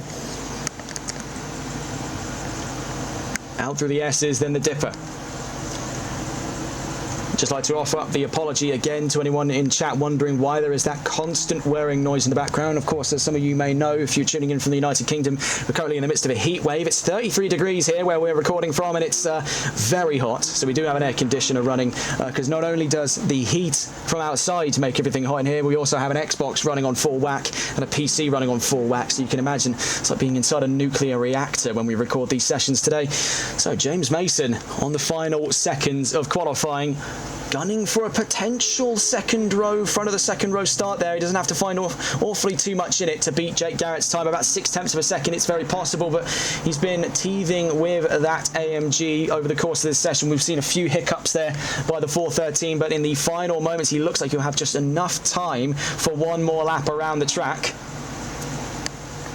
Heading to the line, then we go.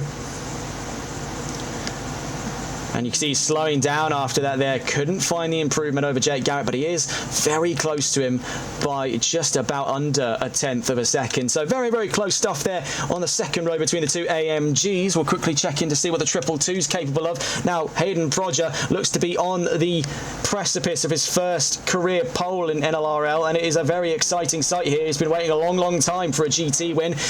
In right place, right time in that KTM. He takes it to the line and to an improvement, puts himself within 11 seconds of pole position overall and puts himself in division pole. Can Lebay find the margin? 0.4 of a second to the line? No, sadly not this time around, but he will start on the front row, putting him in one of the best steads possible to fight for a GT4 win. Next to the line then to bring us to the end of today's qualifying session. Right at the very end of it here is the Chevrolet of Timothy Jolicoeur. Newcomer to the series, has done, I'd say, fairly well there. I wouldn't say he's too far off of the leading pace in division. He'll have a fairly solid time if anything does kick off in the middle of the GT4 pack to put himself in much greater stead by the end of the session. He takes it to the line there, just running over the line, but will start in I think that's division 6th there, and 14th overall for Jolicoeur. And that brings us to the end of qualifying overall here in today's round of the championship. Round 2 has given us plenty to discuss, and bear in mind, still a 2-hour race on the margins for us here in Mount Panorama, so do fasten your seatbelts. We're on for a very exciting race then. We'll be getting the full recount of the grid in a moment's time, but quickly, just a word from our sponsors over at Malois Transport.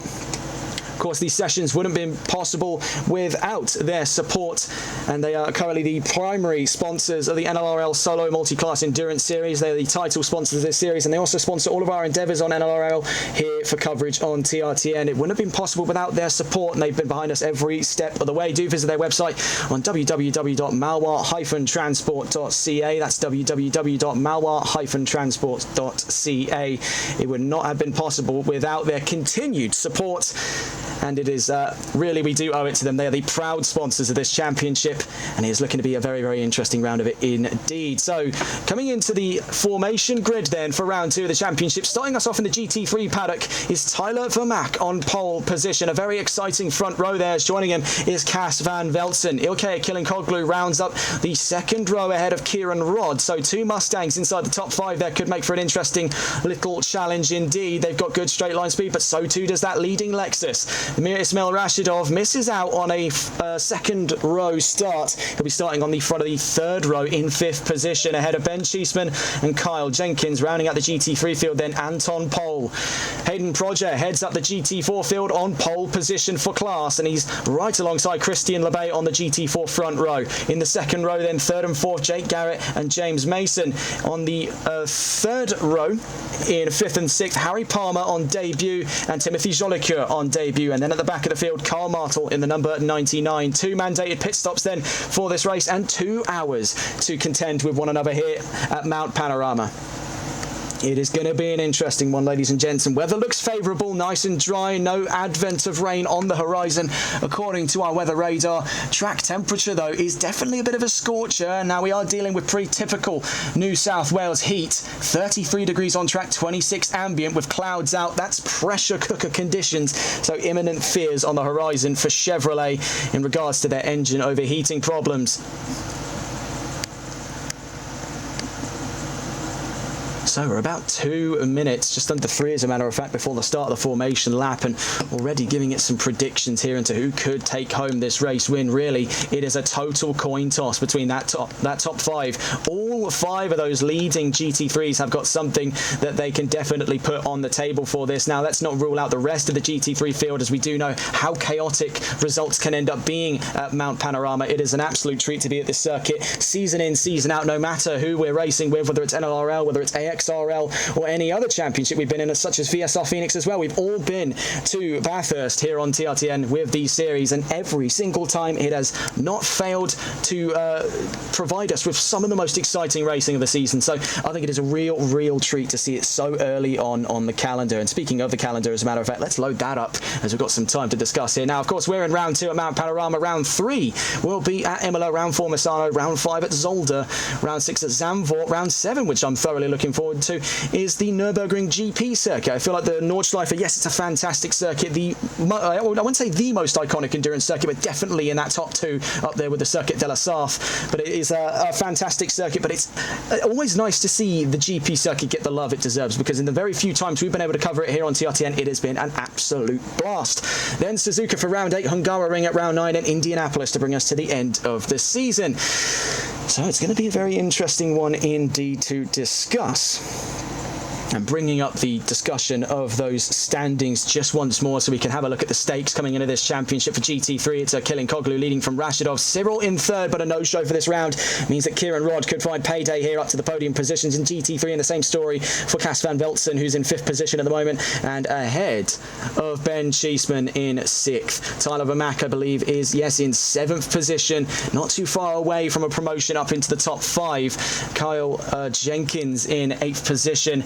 And then joint 9th, as we can see there, Matthias Weber and Clever Macedo, yet to have actually entered a race in this championship, but we are closely awaiting their arrival. In the GT4 paddock, it's David Silf leading the charge, but a non-show in this round means that Hayden Proger, or Jake Garrett for that matter, could lead the championship after today's race. Christian LeBay in 4th, also a likely candidate for that, and Wesley Kuiper looking to lose positions out to the cars behind him, as he's also a no-show, citing technical concerns with his wheel. Alan Alexander in 6th, but also a no-show in this round. Dimitri Snai and Roman Stanov also no-shows in this leg of the championship. Kevin Quain with 3 points is 9th, and then rounding things out, a driver looking for promotion is James Mason. So we'll be staying on board then with Tyler Vermaak. He'll take us away on the formation lap in the leading 8.35. He starts from pole position on what was a lightning offensive by Lexus. Now, take note there, actually starting from the pit lane, that is Harry Palmer in the 314. So is there perhaps something awry there with the Cayman that we weren't privy to at the end of qualifying? Regardless, he'll start at plumb last of this grid. Not going to be particularly happy about that, but there is sometimes with some of these tracks a bit of strategy behind a pit lane start, especially considering how dicey things are going to get on those opening laps. Now, we definitely saw a lot of stability problems from Porsche over the course of qualifying, especially out of Palmer, where I believe he went sideways and up on two wheels twice, as a matter of fact, on separate areas of the track. He went up on two wheels twice in the same area, however. That was at the chase, turns 21 and 22. Hopefully no sign of that kind of problem emerging in the GT3 field. These are nice and squat cars here, unlikely to go up on two wheels, though I've definitely seen drivers test their luck and their understanding of modern physics in that attempt to do so, and it is, I must say, as surreal as it sounds. So on board with Vermaak, he makes his way up to turns 3 and 4 at the cuttings. Now, we'll get a look from the dash cam perspective here of Vermaak, and we'll have to try and lower down the stream volume for the cars. It's just a monstrously loud engine, 5.4 litres from the Lexus. We'll try and just get that volume down. We did have a few concerns there. So we're up through Quarry Corner, and now this is an incredibly tight section of the track. You'll see those scrapes there along the BP Ultimate sign-off from drivers rubbing that front left and rear left fender over that section, sanding it down with just how close they're willing to take things to track limits, because you need absolute 110% commitment in this area of the track to get the most out of it. Out of Solman and past the wall of death there on your right-hand side, you'll note there's no sponsors on that concrete section with just how often it gets smashed into. Round McPhillamy, that huge area of gravel runoff. Oh my word, is that trouble back there? That's for James Mason.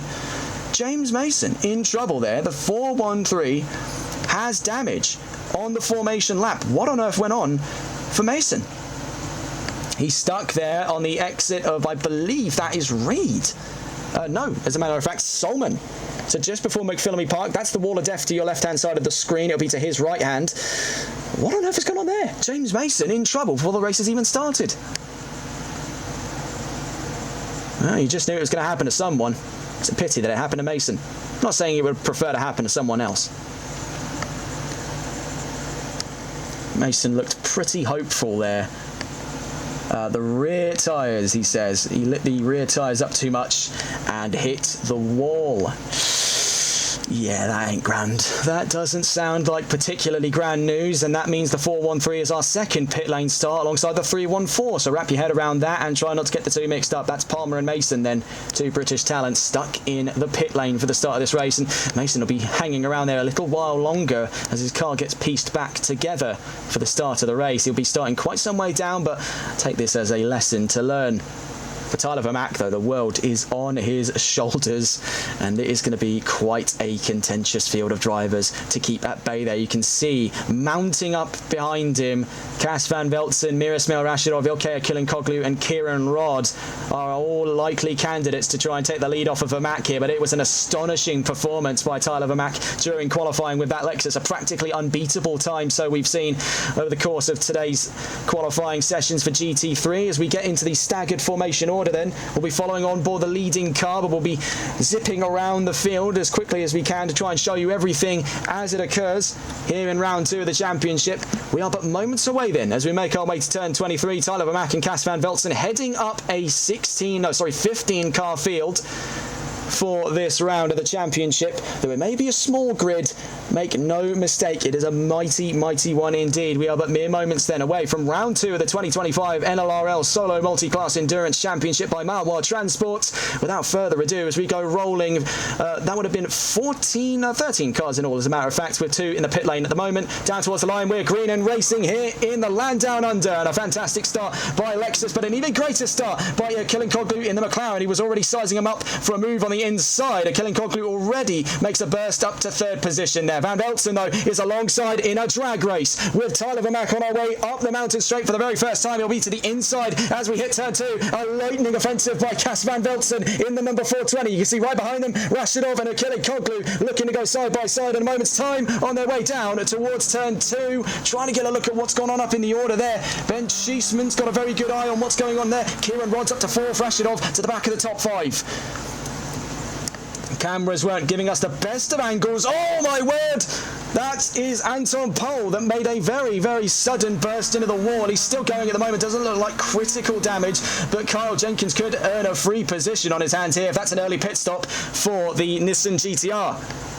So looking in then with our GT4 paddock, we quickly try and find them here at the moment. Hayden Prodger lost out on the mountain straight to Christian Lebay. The Chevrolet now leads the charge down through McPhillamy and down past that tremendous runoff zone here as we head now in to Brock's Skyline. You can see all 3 of those leading GT4s taking their own ways about it. The KTM in the dirty air of the Chevrolet is struggling a tad there, but not so much as the AMG riding on his rear. That's lost quite a bit of space there in the fight for second position. That was Jake Garrett hunting him down.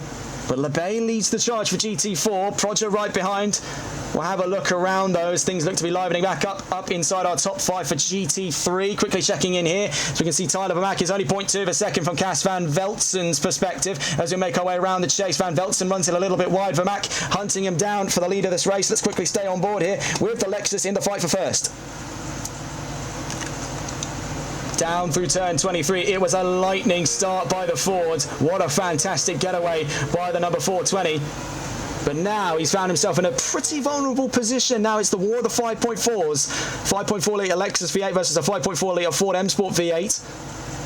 And up the mountain straight, it's to Vermaak's benefit here as he's in the slipstream. He's going to be able to toe the line all the way up to turn 2. Could even have a go at a move on the inside on the number 420 as he makes his way to Griffin's Bend. He's very close there, but squeezed out, having to try and go the long way around. Is he going for a late apex? We're back on board with the dash cam perspective of Tyler Vermaak up through turn 2, and he's getting ever closer on the rear quarter, the number 420 of Cas Van Velzen. As we head into the cuttings then, very easy section to get wrong here, especially in the dirty air. Aero stall can be an absolute killer in this opening section of the track.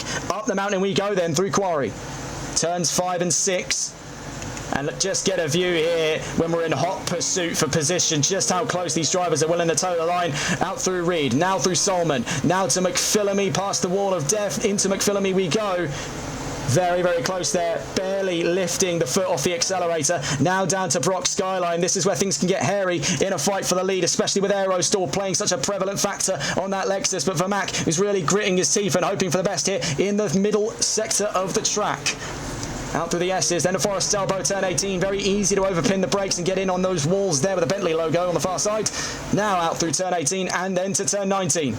Behind him there you can see Achille Koglu and Rod Rashidov rounds out the top 5 in GT3. Quickly checking in around the field. Achille Koglu opening up the taps from Rod, but he'll be losing time down the Conrod straight. Let's quickly catch back on board though on what looks to appear to be yes, as a matter of fact, some nearly side-by-side action from Tyler Vermaak and Cas Van Velzen on their way down towards turn 23. I must say, Van Velzen has made a very, very solid start indeed. He's 5 minutes into the session right now. He's got Tyler Vermaak on the end of a string, trying to keep that Lexus off of him. Knows that all of this is still going to be to his advantage. Now the track is only going to get hotter here as the clouds are parted. You can see it's getting brighter out here in Mount Panorama.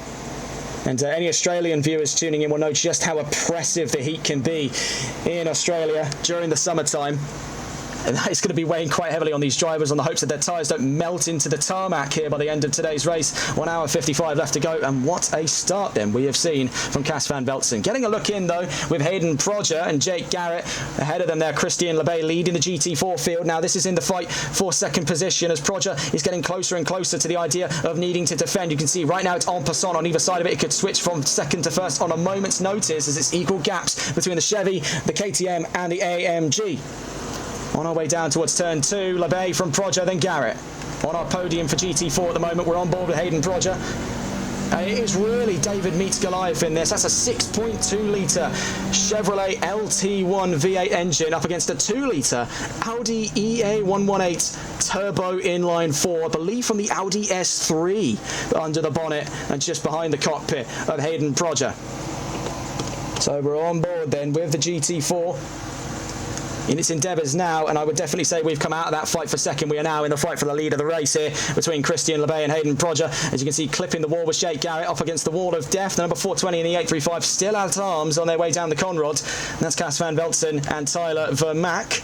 Right now we're also watching the lead of class for GT4, and we saw just how quickly that gap formed up for our GT3s, so do expect in the next 10 or so minutes for traffic to become a factor. Whether or not it'll be these three in particular, I'd say you'd be looking more towards the 413 and the 99 and 69, some of the Malois Chevrolets at the back of the field there. But for Timothy Jolicoeur, he's not going to be arguing with the fact that he is now up into the top 5 of this race. The Chevrolets have had a phenomenal start, and that's much to the chagrin of the accidents waylaid by James Mason and whatever on earth went on for the 314 of Harry Palmer, which he's currently yet to have emerged from the paddock, so it appears. So that is a bit of an erroneous start there for Palmer. He had an all-right qualifying session, all things given. That Porsche was definitely on the stiffer side of things. Stability would have had him quite literally head over heels through the chase. But mysteriously a no-show for this session, at least at the moment. I'm not sure what's gone on at the Palmer residence. If Harry Palmer himself is in the Twitch chat for this stream, I would very much like to know where on earth you went, and do feel free to write in. Right now, though, still on board with that fight for the lead of GT4. We'll be quickly snapping over to the fight of GT3 as things are rearing up between Vermaak and Van Veltzen. These two did share a very interesting story back in the Console Endurance Series. Back in specifically the Kyle Army round, when Vermaak was with the K1 Esports team, Van Veltzen was with Euro Titans, Vermaak's former employers in esports, and it did make for a very interesting chapter indeed. Those two, I think for lack of a better word, mauled each other around that track and led to a very controversial ending that ended up getting the results of Cyril and Vermaak absolved by race control after a post-race incident where they ran into each other out of, I imagine, sheer frustration. Oh, into the wall there for Prodger. Is that suspension damage? Bear in mind, that is one of the lightest cars in GT4. It would not take a lot to shatter it like a porcelain vase. We'll be cutting away from these two then as we quickly catch back on in what is the state of affairs up at the front row. And right now, Cas van Veltzen still leads this race. Tyler Vermaak in hot pursuit, and the pair of them have forged out 7 seconds. It is absolutely remarkable what these two can do under pressure. These are two fierce rivals. We've seen the brewings of it already in the Console Endurance Series. Now in the solo multi-class, there's no teammates either side of this left to help you. It is just you and me, says either side of that fight, I imagine. And in the last lap there, it was only a 10th difference. Vermaak makes pretty much all of that back up as we head up the mountain straight here, as he's in the slipstream of the Ford. Now, Lexus and Ford find themselves almost the two sides of the same coin. You can see in the background that Killing Coglu up to 3rd, but under pressure, if we get a look back through the order here from Kieran Rodd in 4th position. The number 61 trying his chances then. We'll stay on board here just a moment's time with Kieran Rodd up the mountain straight. On our way to turn 2. Behind him there, you can see not too far away is Miroslav Rashidov. Killing Coglu runs it very wide over the curb, but we've seen that line be used to great effect before. Again, like we've mentioned, it's a lot of quite a lot of a game of momentum conservation over the course of this lap. The McLaren kind of knows that, yes, it's got phenomenal acceleration, but so too does that Mustang, and deceptively so for a car that's naturally aspirated. I must say that it's got really quite some grunt. And I must say as well, fair play to that Porsche for sticking so close. Miroslav Rashidov, we saw him fight for the lead of this race. I think right now we're in a 2-horse race here between Lexus and Ford's Vermaak and Van Veltzen. Killing Coglu has to cut Skyline Hill though. Rod's not going to be happy with that one. If that keeps happening, he's going to be having a word with the stewards before the end of this race. An hour and 50 left to go then. Van Veltzen leads. We do have a yellow flag though. We will just bring that to your attention. That was for the number 486, Anton Pole, in trouble. If we try and catch him here, I believe this was, as a matter of fact, on the exit of McPhillamy and Skyline Hill, so it appears. So that's trouble for Anton Pole. He's back running again, so we are back in green flag conditions for the time being. And that is not the first time we've seen problems there creep in on the older Nissans. Looking here, Hayden Prodger now falls behind Jake Garrett. So trouble brewing for KTM after that knock we saw on the last lap gone. And see there, a big step out of oversteer. Fortunately, Prodger was just able to catch himself before he took a very early trip to the pit lane. Something is awry for the KTM. The 222 does appear to have a little bit of damage on the side. We don't know exactly how far is this playing into the overall performance of that KTM. But Jake Garrett's took a big clock in at the wall there on the exit of turn 18. So it could be luck on the side here of the 222 as we go heading down the Conrod Straight. Still on board with Hayden Prodger. It is fight right now for division second. He's side by side with Jake Garrett. It's 4 litres versus 2 here. AMG versus KTM, who comes out on top. You can see that right around the outside, Prodger is holding his nerve, holding a little bit of grass there. Nearly took a spin for his efforts, but runs over the brakes and is taking the runoff on the exit of the chase there. The AMG back out in front of him before the exit of turn 22. Now, what is the thought process here for Prodger? He's going to stay out. Believes that was maybe just a flash in the pan kind of incident. And then you can recuperate on his losses. He's still within a second there, just about after that lap from Jake Garrett's perspective. So let's get a look back in on our warring duo. A story right now as old as about nearly 12, maybe 13 minutes of racing thus far. And that's the story of Cas van Velzen and Tyler Vermaak, our 2 leading titans of GT3, Ford versus Lexus. The young blood, as it were, the Ford 7th generation Ford Mustang from 2024 up against the 2015 Lexus RCF GT3. So really, it is the battle of the generations for GT3 here between 2 cars with remarkably similar sort of layouts here. Another yellow flag, and again, this time in the same place on track and for the number 486. Now, it's a second blunder there for Anton Pol. I think there is clearly some issues now arising, and definitely more so than last, because that is a hanging front end on the number 486. That is going to be, oh, you can see it's a wonky rear spoiler as well. If we get on board with him, doesn't appear to be any steering damage. He's able to hold the wheel straight and the car's going in a straight line.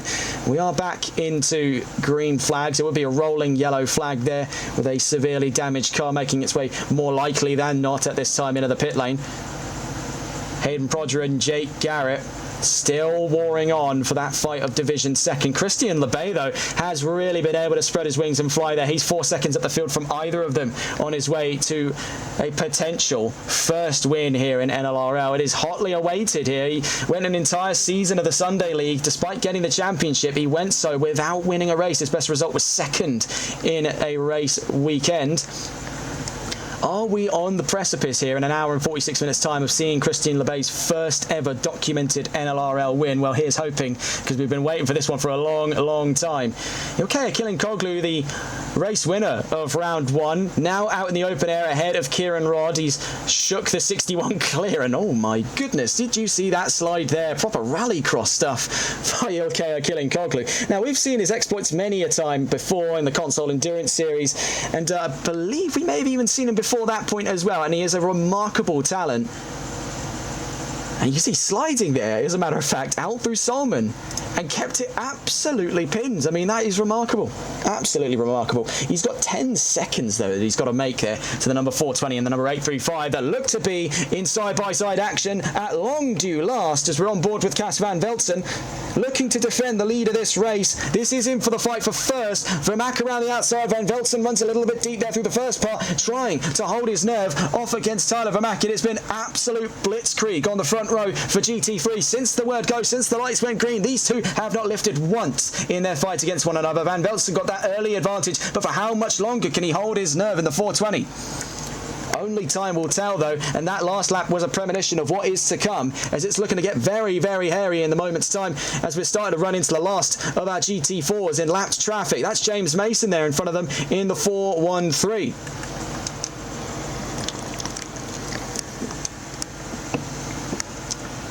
You can see in the slipstream there as well just how close the 835 is able to make it here on our way down to turn 2. Vermaak really has just got that dialed in. You would have thought Aerostore would have made him play a little bit more hesitantly But Vermaak has had a lot of experience now chasing drivers for position. He's not afraid of the claustrophobic environment, especially not at Bathurst. Long-time viewers of TRTM will know that Tyler Vermaak took a win at this very circuit in VSR Phoenix Season 7 when he was behind the wheel of the Ferrari 296, if I'm not mistaken, as well. And that was back during his time with Euro Titans. He ran the bright cyan colours of Euro Titans Endurance. But that victory really was his own. And that was the first we've ever seen of a Tyler Vermaak victory here in NLRL. We do have a yellow flag, though. We do have to give you a warning on that, and it's the 222. So it was one of our candidates there for the race lead of GT4, and it's all come awry for the 222 of Hayden Prodger. Disaster for KTM. See if we can find here. Yes, that is quite prominent damage there over the nose of Hayden Prodger. There's still that fight going on for Cas van Velzen at the moment, who is approaching them at rapid pace at the moment. Prodger, though, in and went early pit stop after a disaster down through Skyline Hill. We're back on board with Cas van Velzen as the cameras can barely follow on the breakneck speed of our two leading GT3s. Van Velzen, a little bit of a wobble out of turn 21 as we exit turn 22. Next to turn 23, Tyler Vermaak is getting closer and closer and closer. But what is the modus operandi for his move up into the lead of this race? No one seems to be able to tell us. Up into green flag conditions once more as the 222 is now safely inside the pit lane. That's been disaster for Hayden Prodger. He was looking very close there to a potential win, especially off of that lightning qualifying session that he had. But it all came apart there when he had to go toe-to-toe with Chevrolet.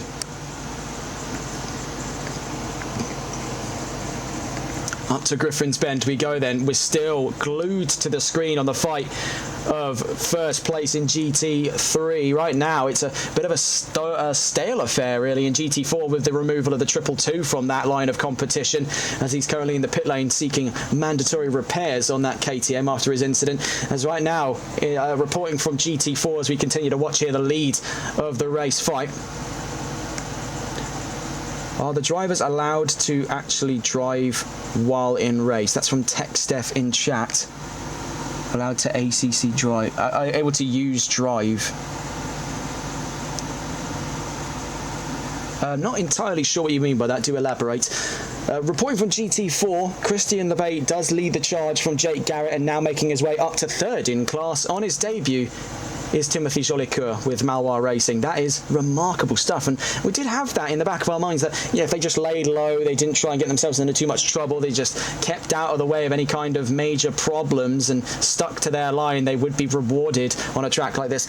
We're not super sure about ACC drive. That would be something you probably have to ask one of the drivers. That's actually the first I've ever heard of it, but we see right now side by side, and Tyler Vermaak looks to be up and ahead here as we head into the chase. So Tyler Vermaak potentially up into the race lead. Not if Cas van Velzen has anything to say about it. As we head into the chase, it's a half spin by Cas van Velzen, and he loses out on the race lead, as now taking the lead of things as Hayden Prodger has been dealt a drive-through penalty. Things have gone from bad to worse there for the 222. Tyler Vermaak now leads the charge in GT3 there, reclaiming his mantle from pole position. Now is race leader. Down through turn 1 we go then. And after that little spat, Cas van Velzen will be firing on all 8 cylinders there to get back into the iron sights of Tyler Vermaak. And it's another yellow flag incident for the 222. Hayden Prodger down at turn 18 appears to be out of this race. That is one of our first DNFs, actually our second DNF, as I believe the other one was the 314 of Harry Palmer. So that has been mighty disastrous there for Hayden Prodger. On what looked like a fairly hopeful session there, things have just not been pieced together on that KTM. Sadly, it was the machine that let the man down and not the other way around. He was a phenomenal drive-through qualifying there, and it's just not been KTM's day, despite their beneficial weight reduction coming in to balance the performance for today. Right now, though, it looks to be Chevrolet the biggest beneficiary of it all, as right now it's a Chevy 1 and 3 in GT4, courtesy of Malois Racing. Right now, we're watching what's going on up in GT3. If you're just joining us now, we're 20 minutes into a 2-hour race here at round 2 of the championship for the 2025 NLRL Solo Multiclass Endurance Championship by Malois Transport. And after a heated battle down through the chase, it's Tyler Vermaak that leads the race now once more ahead of Cas van Belts, who had a very early jump on the South African talent off of pole position. He started on that front row, got the jump on him up through the mountain straight, and it was 20 minutes of leading there, but after one crucial mistake, after a side-by-side spat into the chase, Cas van Veltsen now finds himself 2.2 seconds away from the lead of this race. Right now leading the charge, the 835 Lexus RCF, now catching up to Carl Martel as he gets up on two wheels. Quickly seeing here with Vermaak, he makes his way around the lapped traffic of GT4 on its way down towards turn 23. Catch up with him later on. Anton Pohl is a driver who's not had the best of days at the moment, finds himself Division 8th and 12th overall, as he's had quite a few issues with that Nissan. He's brought it into the pits already. It just seems to have been a bit of a blunder track for Nissan. Now, this is a very uncharacteristic position for them to be in.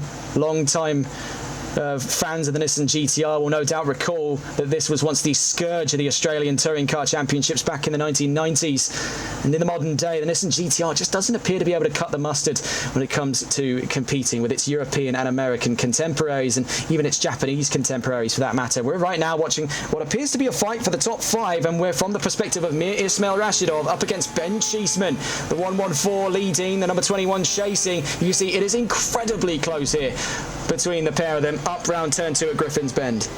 We'll stay on board then with Mir Ismail Rashidov, and we'll cut away from the onboard footage just courtesy of that screaming flat 6 engine deafening us here as we watch the fight for 5th position. Mid-engine versus rear engine. These are two notoriously flaky cars here at Bathurst, but they're giving it an absolute riot of a go.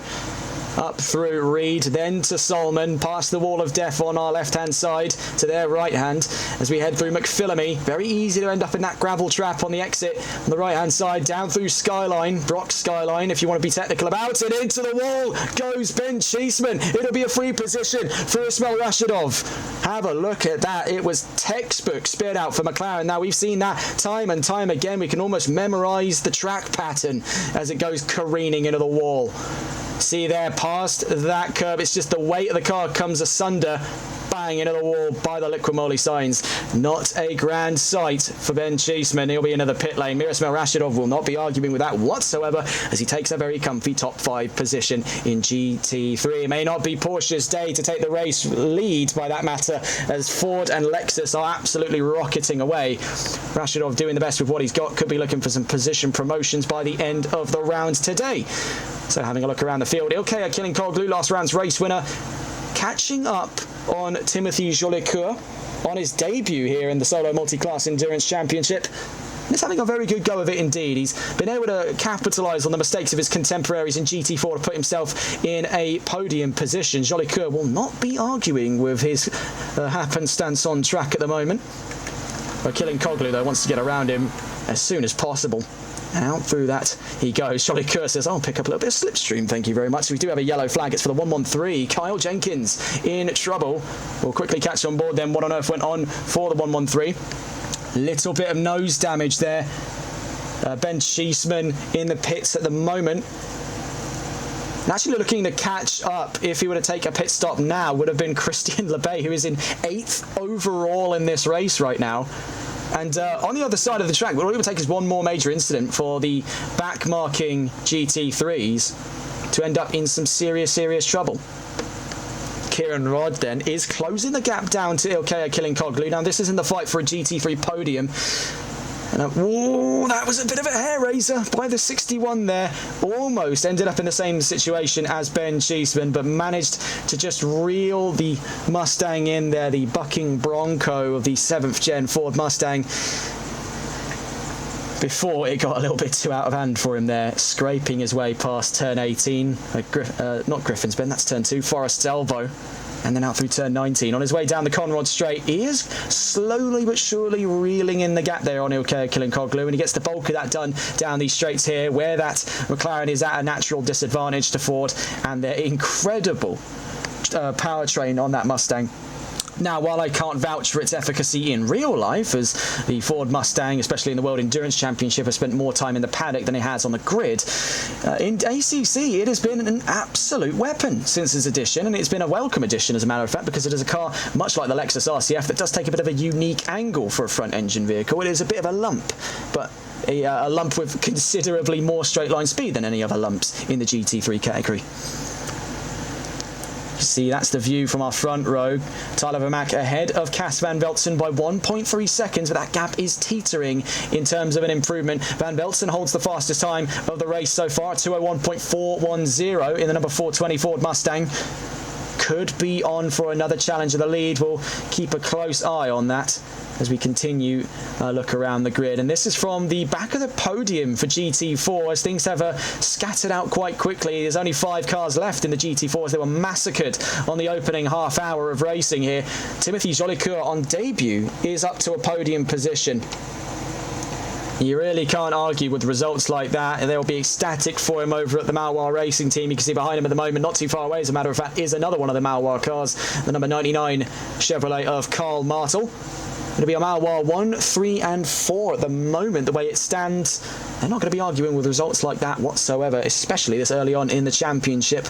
Now, admittedly, there are no teams championships for GT4, but if there were, I'd imagine the Malois team would be atop the charts right about now. Out through McPhillamy. You can see those Camaros, they are right at home. I have not seen really too many major upsets for the Chevrolets. The brakes are a bit of a concern. We do have a yellow flag. It's a 116. It's Jake Garrett. So it could be a free position up to second in class for Timothy Jolicoeur. The 116 then, this is down at turn 18. You can see what's gone wrong there. He's bounced off the walls, much like I believe it was, if I'm trying to remember correctly. It bounces my mind. It was a very similar incident like that back in Supercars for one of the Ford Falcons a few years back. Had a very similar spat in that section of the Mount Panorama circuit. You can see it has caught Jake Garrett quite firmly out. Another yellow flag, this time down Skyline, and it's caught 2 cars out. The number 486 and the number 113. So, Kyle Jenkins and Anton Pohl caught up in trouble. That is a big disaster there in both categories, as a matter of fact. Has been a bit of a shocker, all things considered. Ben Cheeseman, you can see they're about to be lapped by the leading GT3. That's Tyler Vermaak. And we'll get a quick look in here. As you can see, this is actually all for what appears to be was at 1.4 position. I almost had that confused in there with the presence of the leading GT4, but it does go to show just how far away he is at the moment. It is a Malois 1-2, but a 25-second gap between the first and second cars in GT4. We're on board with the GT3s now. Kieran Rodd is only 0.7 of a second away from a challenge of a podium here in Bathurst. Chasing down Ilkay Killinkoglu in the number 35 ahead of him. He's in the number 61 Mustang. Narrowly brushes past the wall of death into McPhillamy Park. He's made very light work of the dirty air here. A little bit of that extra weight on the Mustang, 20 kilos as a matter of fact for balance and performance, seems to be doing him actually quite a big benefit here, as it's giving him a little bit more stability, let's put it. He doesn't want the car to feel too spry or too flaky, which is the problem we've been seeing with McLaren and Nissan in GT3 at the moment. We'll stay on board though with the GT3s there. Kieran Rodd chasing for third in this race.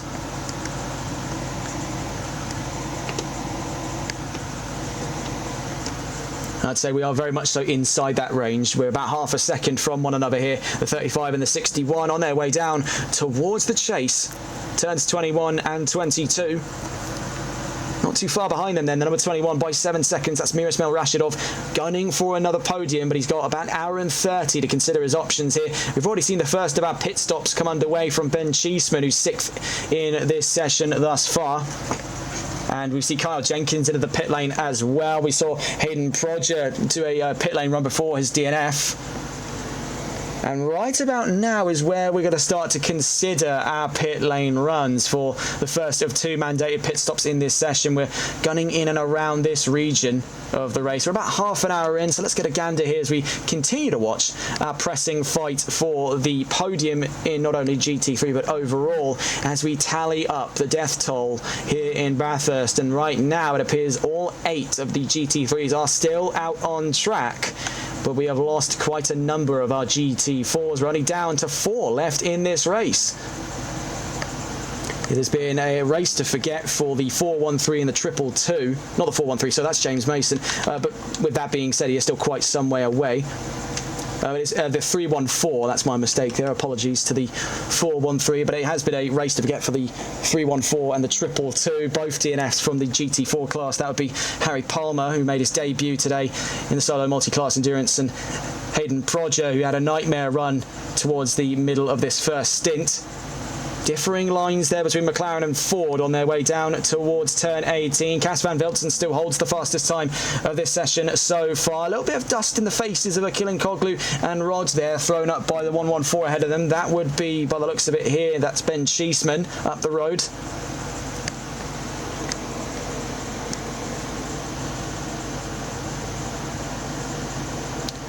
Down towards the chase here, turns 21 and 22. And Kieran Rod just can't seem to find the braking power to get closer in that section of the track. He's finding a lot of his power here really in these straights. You can see there goes Ben Cheeseman into the pit lane. That will actually be his second and fully confirmed run of pit stop. So perhaps something we're not privy to here. Is he going to be playing for the long game? Does he even have the fuel for an hour and 30 minutes of continuous driving? Tyler Vermack, though, pardon me, is into the pit. That means this is now provisionally the fight for second place in this race, as Achille Koglu and Rod will inherit second and third. An interesting call then by Vermack. He's playing things pretty safely, knowing that he had a confident lead of the race by the time I went a bit Scottish there. By the time that he went into the pit lane. So the opening half hour has definitely been a bit of a dramatic one, and things are starting to potentially simmer down here as strategy becomes an active element of this race. Another yellow flag, this time again for the 113, but very quickly restored back to green flag conditions. A little bit more problems, so it were, for the 113 of Kyle Jenkins. Again, same story with him. It's been a race to forget here at Bathurst, and it is a very indiscriminately wrathful track. As we said before, it was once quoted by Kevin Estra that this is one part's Nürburgring and the other part's Macau. Really not difficult to see where either side of that comes from. It is a claustrophobic and dangerous track. Very, very difficult to even survive a race here, let alone thrive in it. But these drivers are making do with the options they have at their disposal. And in that fight for second, you can see it's been the McLaren coming out on top through the middle sector as we head down the Conrod, forcing Rod to play into the palm of his hand here, coming off of the racing line, then back onto it. Not an awful lot that can be done for him at the moment. He's just too far away to be considering an offensive at this time. He may have to try and consider getting up and ahead of Achille Koglu on strategy. Van Velzen leads the session thus far, but he's coming in to the pit lane, and so too does fellow Ford Mustang Kieran Rod. So he's out of that fight for second and now making his dive for the pit lane. So eyeing up a strategic approach to his pass up of Achille Koglu, but that is not a difficult driver to get fooled in the pit lane. But both Mustangs then in, and Van Velzen with nose damage, so that's something we missed out on there since the end of their fight for the race lead. And Van Velzen does appear to have some problems in the way of nose damage. Looking here, you can see that this is actually a fight we're seeing for position. Carmichael versus Anton Pol. Now this is going to be very quickly swayed in the direction of the GT3 there. It's just got the nature of more power than the Chevrolets, but see Timothy Jolicoeur third in class, 7th overall. It is remarkable to even see a GT4 physically ahead by position of a GT3 car, but such has been the bizarre circumstances presented our way here in Mount Panorama. And I think that's part of the joys of Mount Panorama. It's just how bizarre a race we'll get every time we visit. And this is no exemption. Another yellow flag for the 113, and Jolly Cur in at the wall, so it could be up to the second position in GT4 for Karl Martel, and that it does. So it's still a Malois 1-2-3. They're not going to be arguing with that, but that could have been a lot better for Timothy Jolly Cur. I think he just got a little bit rattled on the exit. You can see he does have that front there. It's lopsided a bit. It's dropping on the driver's... Actually, it wouldn't be drivers. It's a left-hand driver. So it's on the right-hand side, passenger side of the car. After that impact, that could even suggest to us here that that could be some suspension damage on the horizon for Timothy Jolly Cur. Cas van Velzen is right on his tail here, looking to stay out of trouble. Chevrolet meets Ford. It's the Golden Cross versus the Blue Oval here in the cuttings. GT4 meets GT3. You can see it is absolute traffic mayhem. Van Velzen and Rod are right with each other, but they're separated by the presence of those Camaros that are themselves having a fight of their very own. Right now, though, you're looking at a Malois 1-2-3, and through thick and through thin, it doesn't matter how many drivers there are left in this race. That is still one that they have fought for. The 486, though, out past the wall of death. Martel has to narrowly avoid them. Jolly Cur collides with Anton Pol. It's disaster for Timothy Jolly Cur. You can see from his perspective, he was just following. He wasn't really necessarily thinking that much. He was just trying to follow on the line, is scraping his way through Reed. That was Karl Martel. And you see Martel, he's still following with Martel, swerves out of the way, didn't even realise the Nissan was there, and full airtime for about quarter to a half of a second there. And that's immediately into the pits. Disaster for Timothy Jolly Cur. Meanwhile, leading car in GT4, that's Christian Lebay with Malois Racing. And that has been a disastrous little jaunt there on track. Not really much then to report thereafter, as things still been a bit of a shake-up. We can see the 420 and the 61, the two Mustangs of Cas van Velzen and Kieran Rod, managed to escape unfazed by that fight, but there is still a gap there of about a second between the two Fords. We'll be keeping an eye on that for if it does close down into what looks to be a fight at the moment for fourth position. That could be more on the horizon. Of course, we're still waiting to see what the pit strategy is for the leading number 35. We can find them on track here at the moment of Ilkea Kilinkoglu as he makes his way out of turn 18. Now to turn 19. He's confidently led this race. Is he gunning for a career second in the solo multi-class endurance? He has already laid the precedent bare in the standings that he is here for championships and championships alone. Right now, his major threats to the throne take the form of Rashidov, Vermaak, Van Velzen and Rod. That top five is still absolutely nuclear between all of them on who could take the race win here, because as we've seen time and time again, Bathurst will throw and can throw just about anything in their way.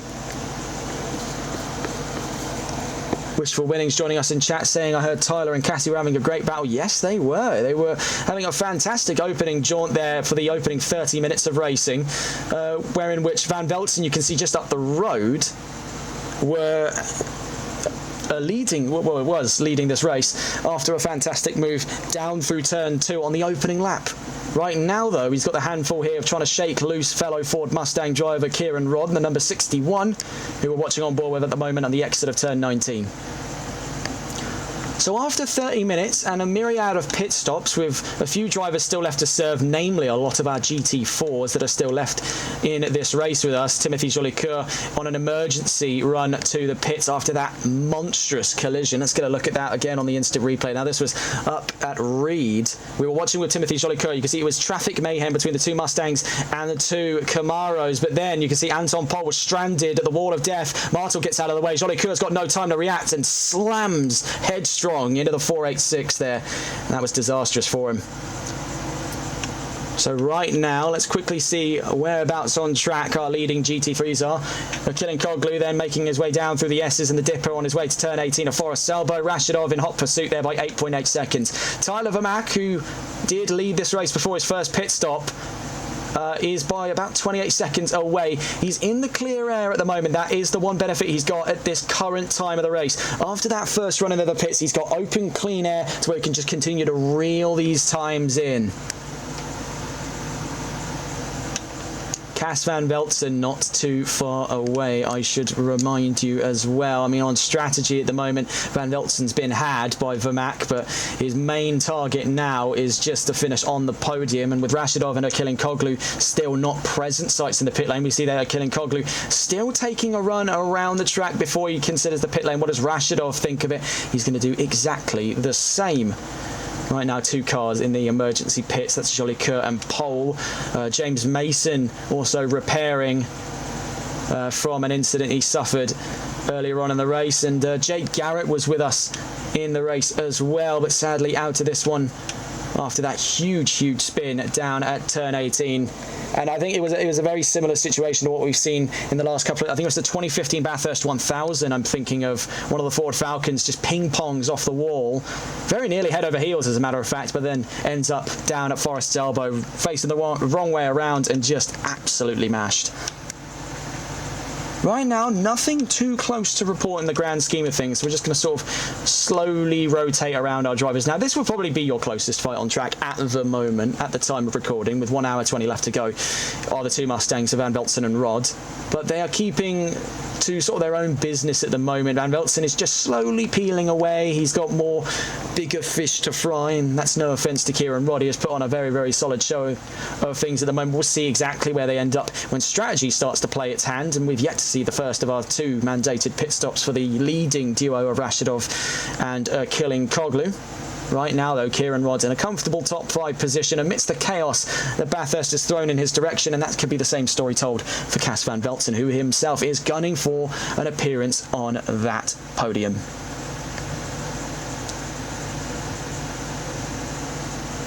Speaking of, that's Cas van Veltzen. We'll turn the volume up here so you can hear the monstrously loud 5.4 litres under the bonnet of these Ford Mustangs.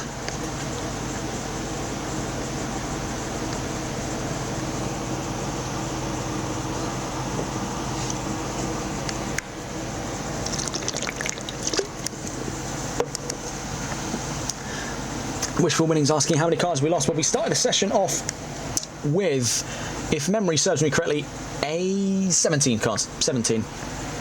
So we've lost about, because we don't count it as 13 cars, because technically mine is considered one of them. If we were to load up the timing charts, you can see there the back is actually the spectator car. That's where we are, and we don't get to show up in the paddock.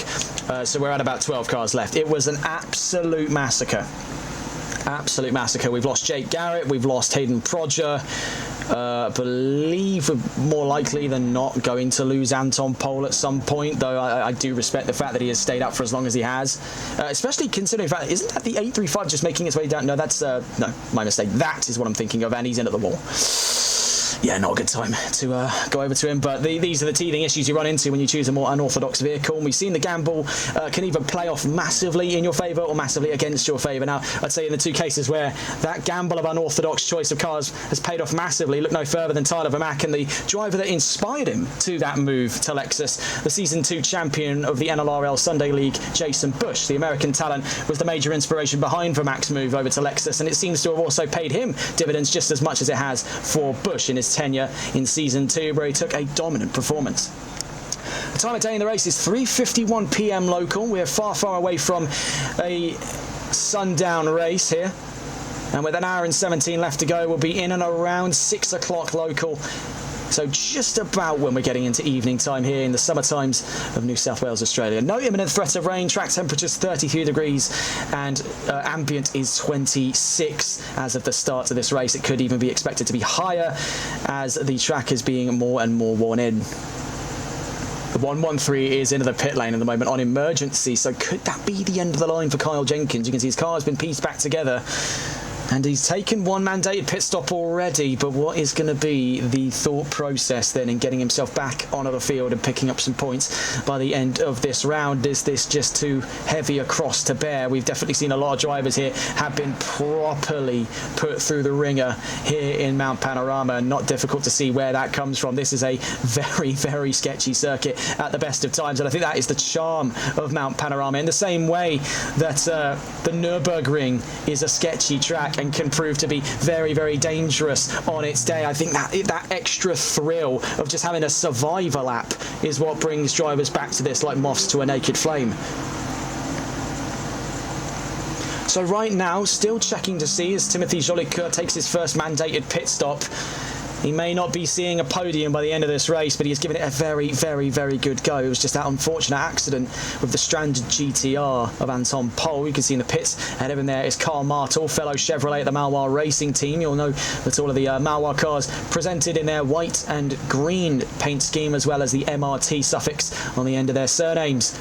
And speaking of Malois racing, is the leading GT4 with Malois, the number 119 of Christian Lebay, the Season 1 champion of the NLRL Sunday League, gunning for his first NLRL victory. And this has been a long time coming for Christian, and having followed his progress since he entered NLRL back in the Sunday League Season 1 with Aston Martin, he was a present figure inside the top 5. Once more, he was a present figure inside the top 3 on the best of days, and that consistency is what got him to a championship title in Season 1, despite never having actually officially won a race in NLRL. Right now, we're about to see a division win, which in this case is going to count towards the same points haul as it would for a win in GT3. So just as legit, I guess you could say, as a GT3 win. Could we be seeing then the Canadian flag ring true at the top step of the podium for GT4? Well, we'll be able to tell in about an hour and 15 minutes time. Right now, though, looking on our podium on who is looking to inherit the lead of this race with any hopes here is Tyler Vermaak. He has been slowly reeling in the gap to Mir Ismail Rashidov and Ilkay Akilinkoglu, the leading pair at the moment that are going long on the first run of pit stop strategies. And right now, that gap was previously in and around 25 seconds. It's now been brought in to about 23, looking in and around, bouncing to a 22 perhaps on the best of things at the moment for Vermaak. He has really given it proper grit on the opening laps, I should say, not the opening start. I mean, most starts are openings, are they not? On the opening laps of today's race, he was initially swamped for position by Cas van Belsten, who he has now got stumped by 32 seconds on track at the moment. He's down in 4th, for Mac 3rd. But regains that just before his run into the pit lane not a few laps ago. Mir Ismail Rashidov is trying his hardest here to close that gap to the front, but he's got 10 seconds in and around it. And Akilinkoglu, I must say, is playing a very interesting game here in terms of strategy. I don't believe there actually is a stint limit, unlike the console endurance series where that was a set-in-stone rule.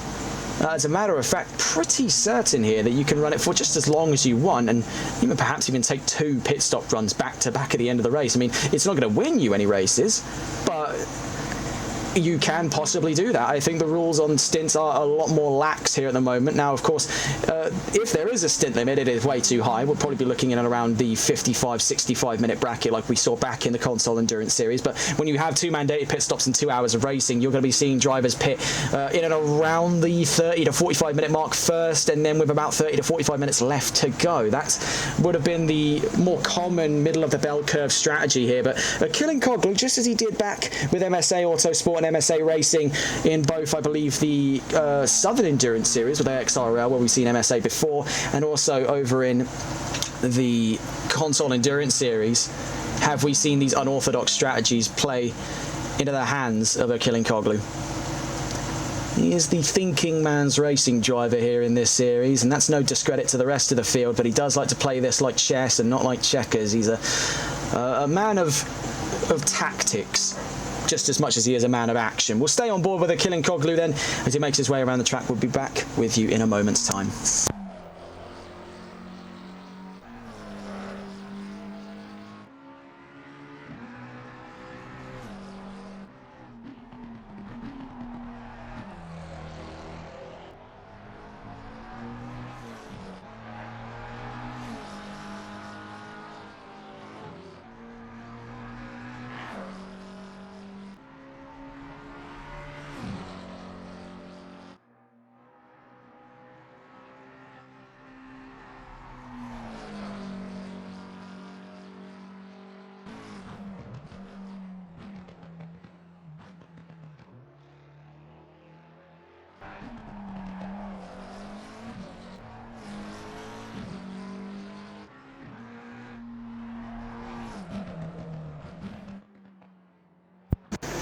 I must say the temperature really has not died down here in the commentary box. It is still an absolute scorcher. But there are yellow flags out. And that was for the 114 of Ben Cheeseman, who ran into some trouble there out through the chase. He's 8th overall, having took both his mandatory pit stops. He's trying to run the long strategy, so it appears. Right now, he's physically behind for position Carl Martel with Malois Racing Chevrolet.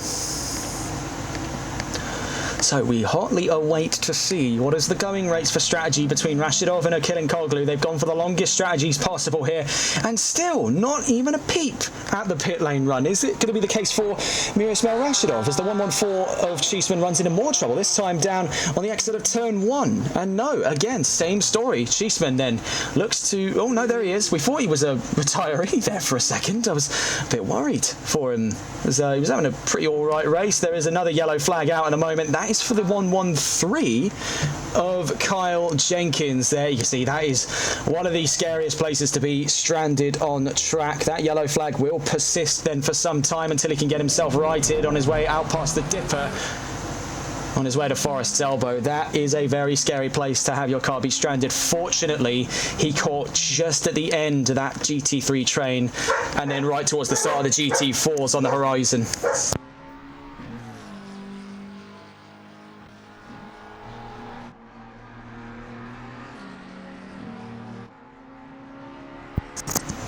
So with Cheeseman, we're still on board with him at the moment. We'll be catching on board with the car right behind him. That's okay, Koglu. You can see that those two now only separated on track by about 3 seconds. It's very sketchy there over the exit of McPhillamy Park for Ben Cheeseman as he has to take the emergency run off. He's slowing all the way down. Is that? No, as a matter of fact, we thought that could have potentially been it. That could have been the end of the road for him. There is another yellow flag out. It's the 486 of Anton Pole.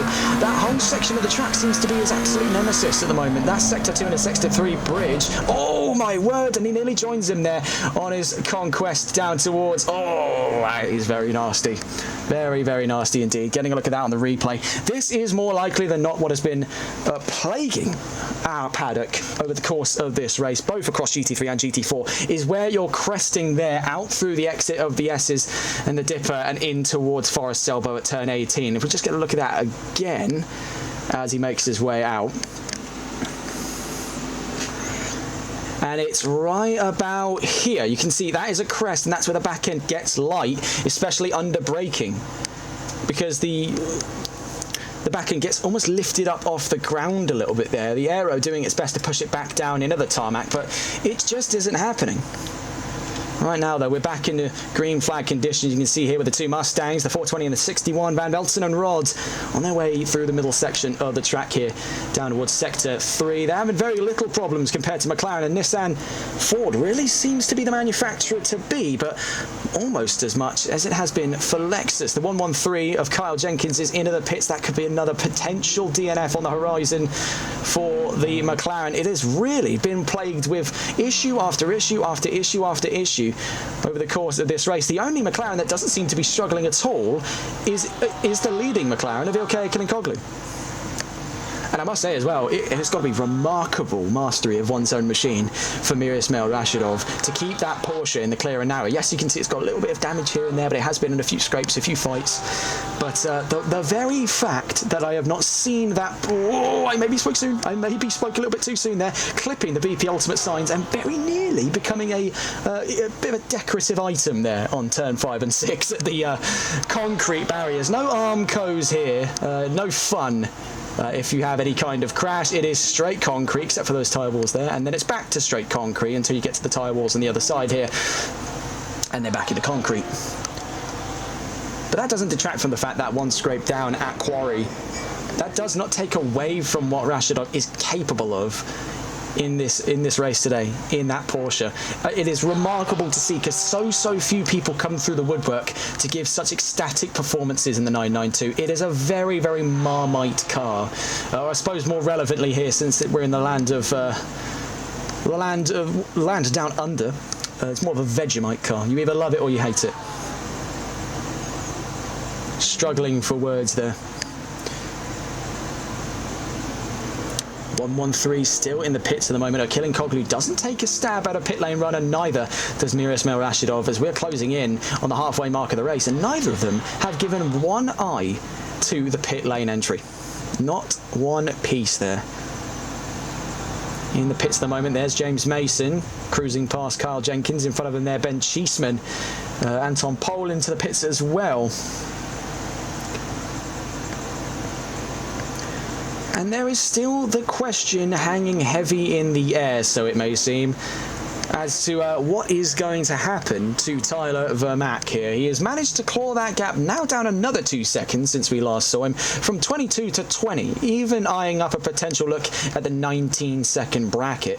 The number 835 could inherit the lead of this race. I mean, it's very likely, but their strategy has really put the pressure on some of our early pit runners, I must say, because now they're going to be thinking, oh God, well, what if I've gone too early? What if I haven't waited long enough for my tyres to fall off? And I think it's that kind of extra layer of mind games that maybe not every team is considering, as it's mostly a considered factor of, are my tyres feeling okay? Am I going to put it in a wall if I take one more lap on track?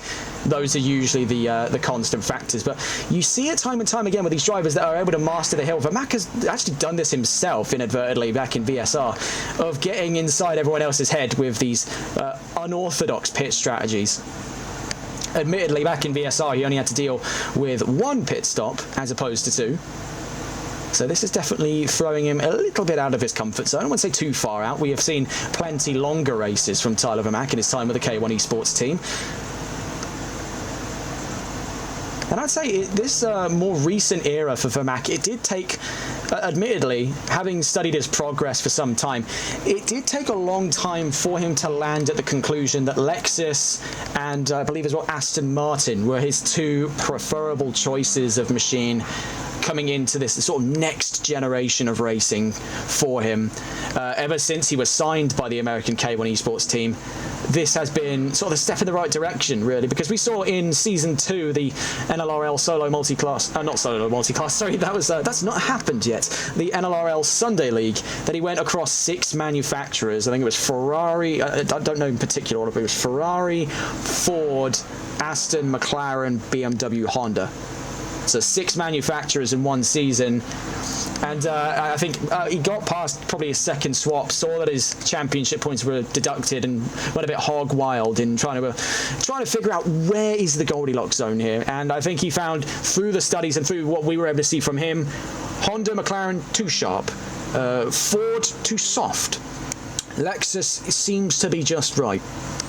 And really, it's not hard to see that the progress is right here in front of you, because when we see the first of our pit stops from the leading duo, there is a very likely chance we'll see the 835 top the charts once more and lead this race, heading into his second pit stop, and we'll be bleeding between that all the way until the end of this race in about an hour and 3 minutes time. Right now, just quickly checking here with Anton Pole. He's down towards turn 23. And he has definitely had a bit of a shocker of a race with that Nissan. And I think we've seen time and time again, plenty of drivers have tried their hand at the Nissan GTR, because it's the Nissan GTR. Who wouldn't want to drive it? It's in the same way in like Formula One, for example. Who doesn't want to drive for Ferrari? Now it's more a case of who does. Because the Nissan, and this is no disrespect meant to Anton Pole, we don't know what he's like in other machines at the moment, but we can reasonably assume maybe not struggling this hard outside of the Nissan GTR, because it's just a bit of a flaky car. Like I said, it's in terms of its competition history, it used to absolutely dominate across the board. It was a present sight in all manner of endurance racing when it hit the GT3 market for the first time, and now in more recent years it's sort of shrunk back to the domestic market. Now it's more present sight in GT300 and GT500 of the Japanese Super GT Championships, and I think this coincides with Nissan's sort of decreasing interest in all things motorsports. The Nismo division has been shrinking year on year, and I think it was probably the new 400Z, or just the Nissan Z if you're from the United States, that has kind of diminished any of their interest left in wanting to pursue motorsports, as the only competitive variant out on the market right now has not left Japan, and that is the Nissan Z GT500. But here's hoping for Anton Pole, because right now he's 6th in class, 10th overall. He'll still be in the points and put himself on the chart. He will be at least in the back of the top 10 come round 3 of the championship. But I think now he's got to take this as a bit of a stepping stone on his walk to progress here. This is real progress he's hunting, and he will eventually find that in the form of a bit more of a favourable track. I think Bathurst is definitely a bit of a baptism of fire for anyone's development drive, and we've seen it's been wrathful and indiscriminate when it comes to whose race it chooses to destroy. We've seen as well Malois Rashidov, recent news there, has just finished their first mandated pit stop. That leaves Ilkay Kilinkoglu all by his lonesome on the far end of the track out through turn 18. I think that may be the sort of requiem knell here for the first stint of Ilkay Kilinkoglu. He will be looking more and more now as we get towards the halfway mark of round 2 at a run into the pit lane. And I must say, it's definitely a lot sparser than we saw in Spa. And really, it's been a case where this has not been the greatest of weekends to maybe time an event for, but we had this set up for some time and we weren't going to back out of it for any reason. We still got some great drivers competing in here, but we're still missing the mark there for what we set out to be 30 to 40 cars. We're not even hitting for the halfway mark of that at the moment. Now, fingers crossed, when we're out of the Nürburgring 24-hour weekend, we'll probably see some more drivers make their way back into the field. Now, of course, a lot of the drivers we have seen throughout NLRL are multi-platform, so they'll be competing here on ACC on console, and then they'll head over to, say, for example, iRacing on the PC to go and compete in there as well. We have drivers really spread around the board, and now you can see with Kilinkoglu into the pit lane, we'll catch on board then with Tyler Vermaak as he is now back into the lead of this race, and it's very close indeed. I will point that fact out. But pit strategy could come back to bite him on the backside here. He's got just under an hour. We're in the halfway mark of the race. Vermaak's back into the lead.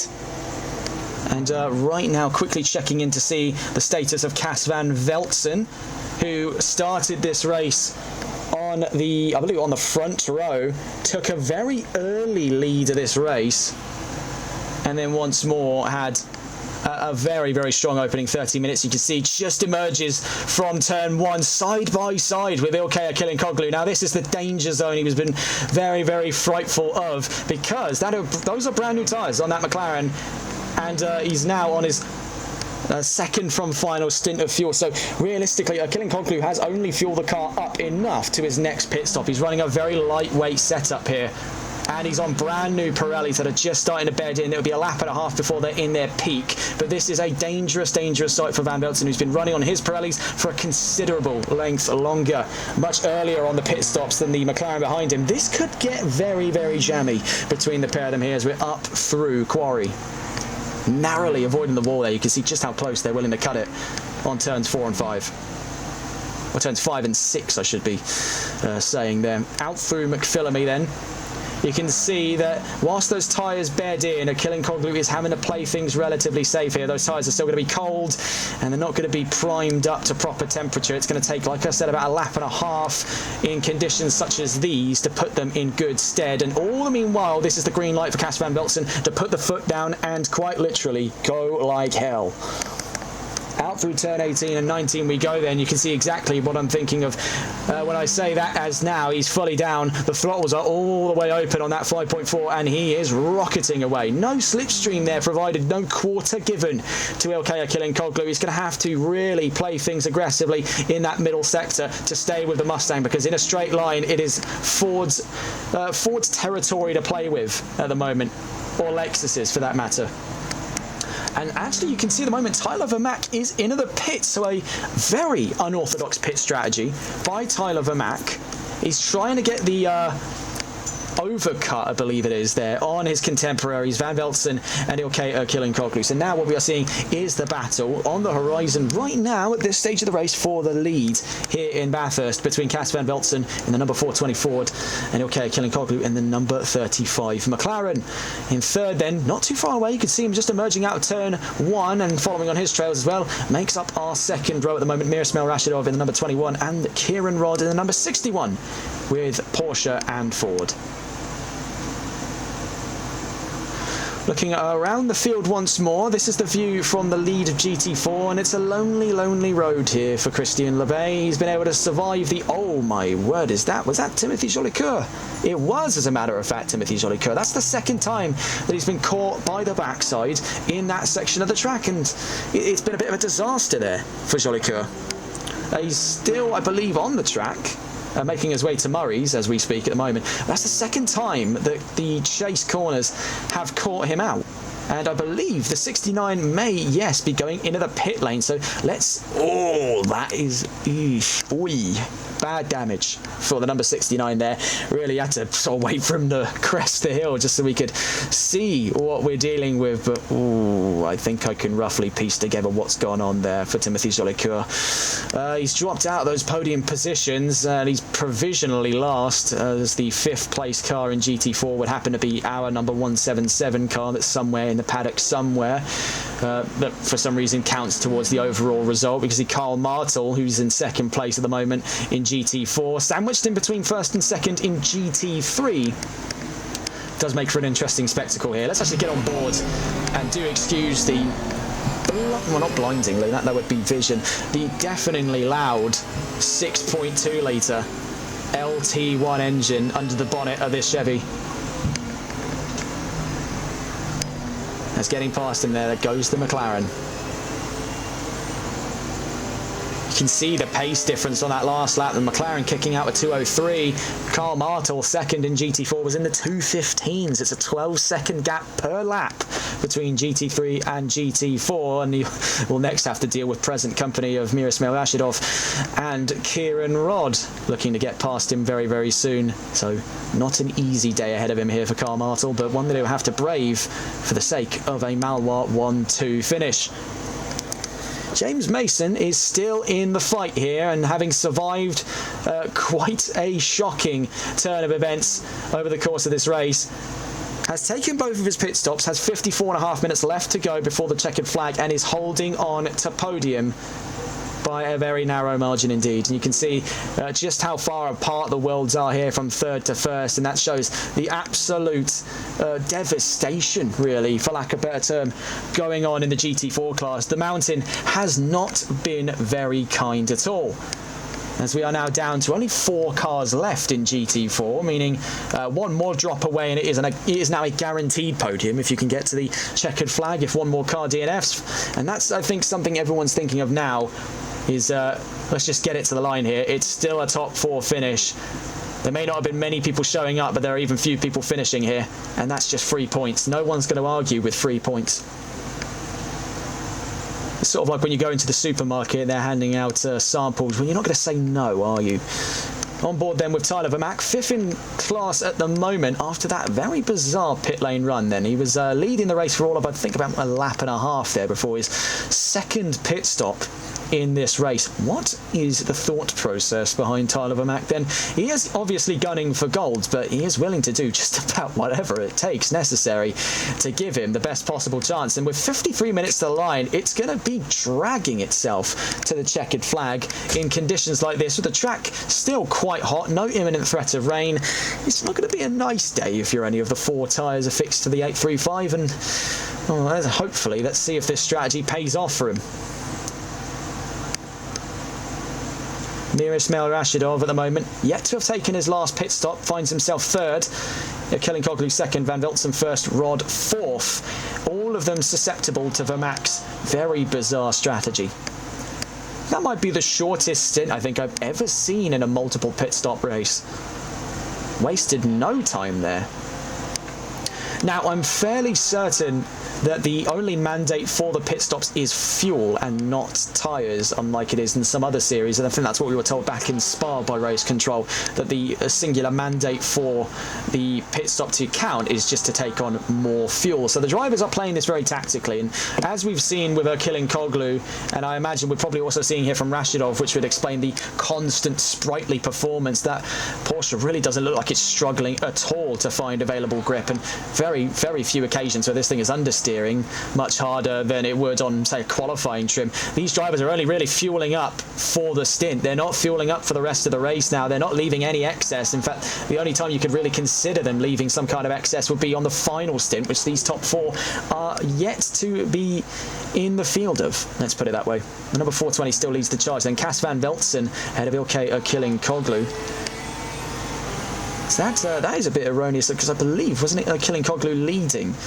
Is that slowing down, as a matter of fact, for Ilkay Kilinkoglu? Now, there's no major signs of damage. That's pretty standard wear and tear we're seeing on the 35. Cas Van Veltzen still leads the session in the 420. Koglu not looking at another pit lane run so soon. Now, where we can realistically predict that they'll be gunning for their finals would be in about 20 minutes time, and we're at the half an hour mark before the checkered flag drops. But really, we've been stunted several times as to exactly where exactly. Yeah, that's the level we're on at the moment. Absolute fatigue. No, the exact level by which the performance starts to drop off and the drivers would consider, okay, let's pull the plug on this stint and get us in brand new tyres, new fuel, and let's get going.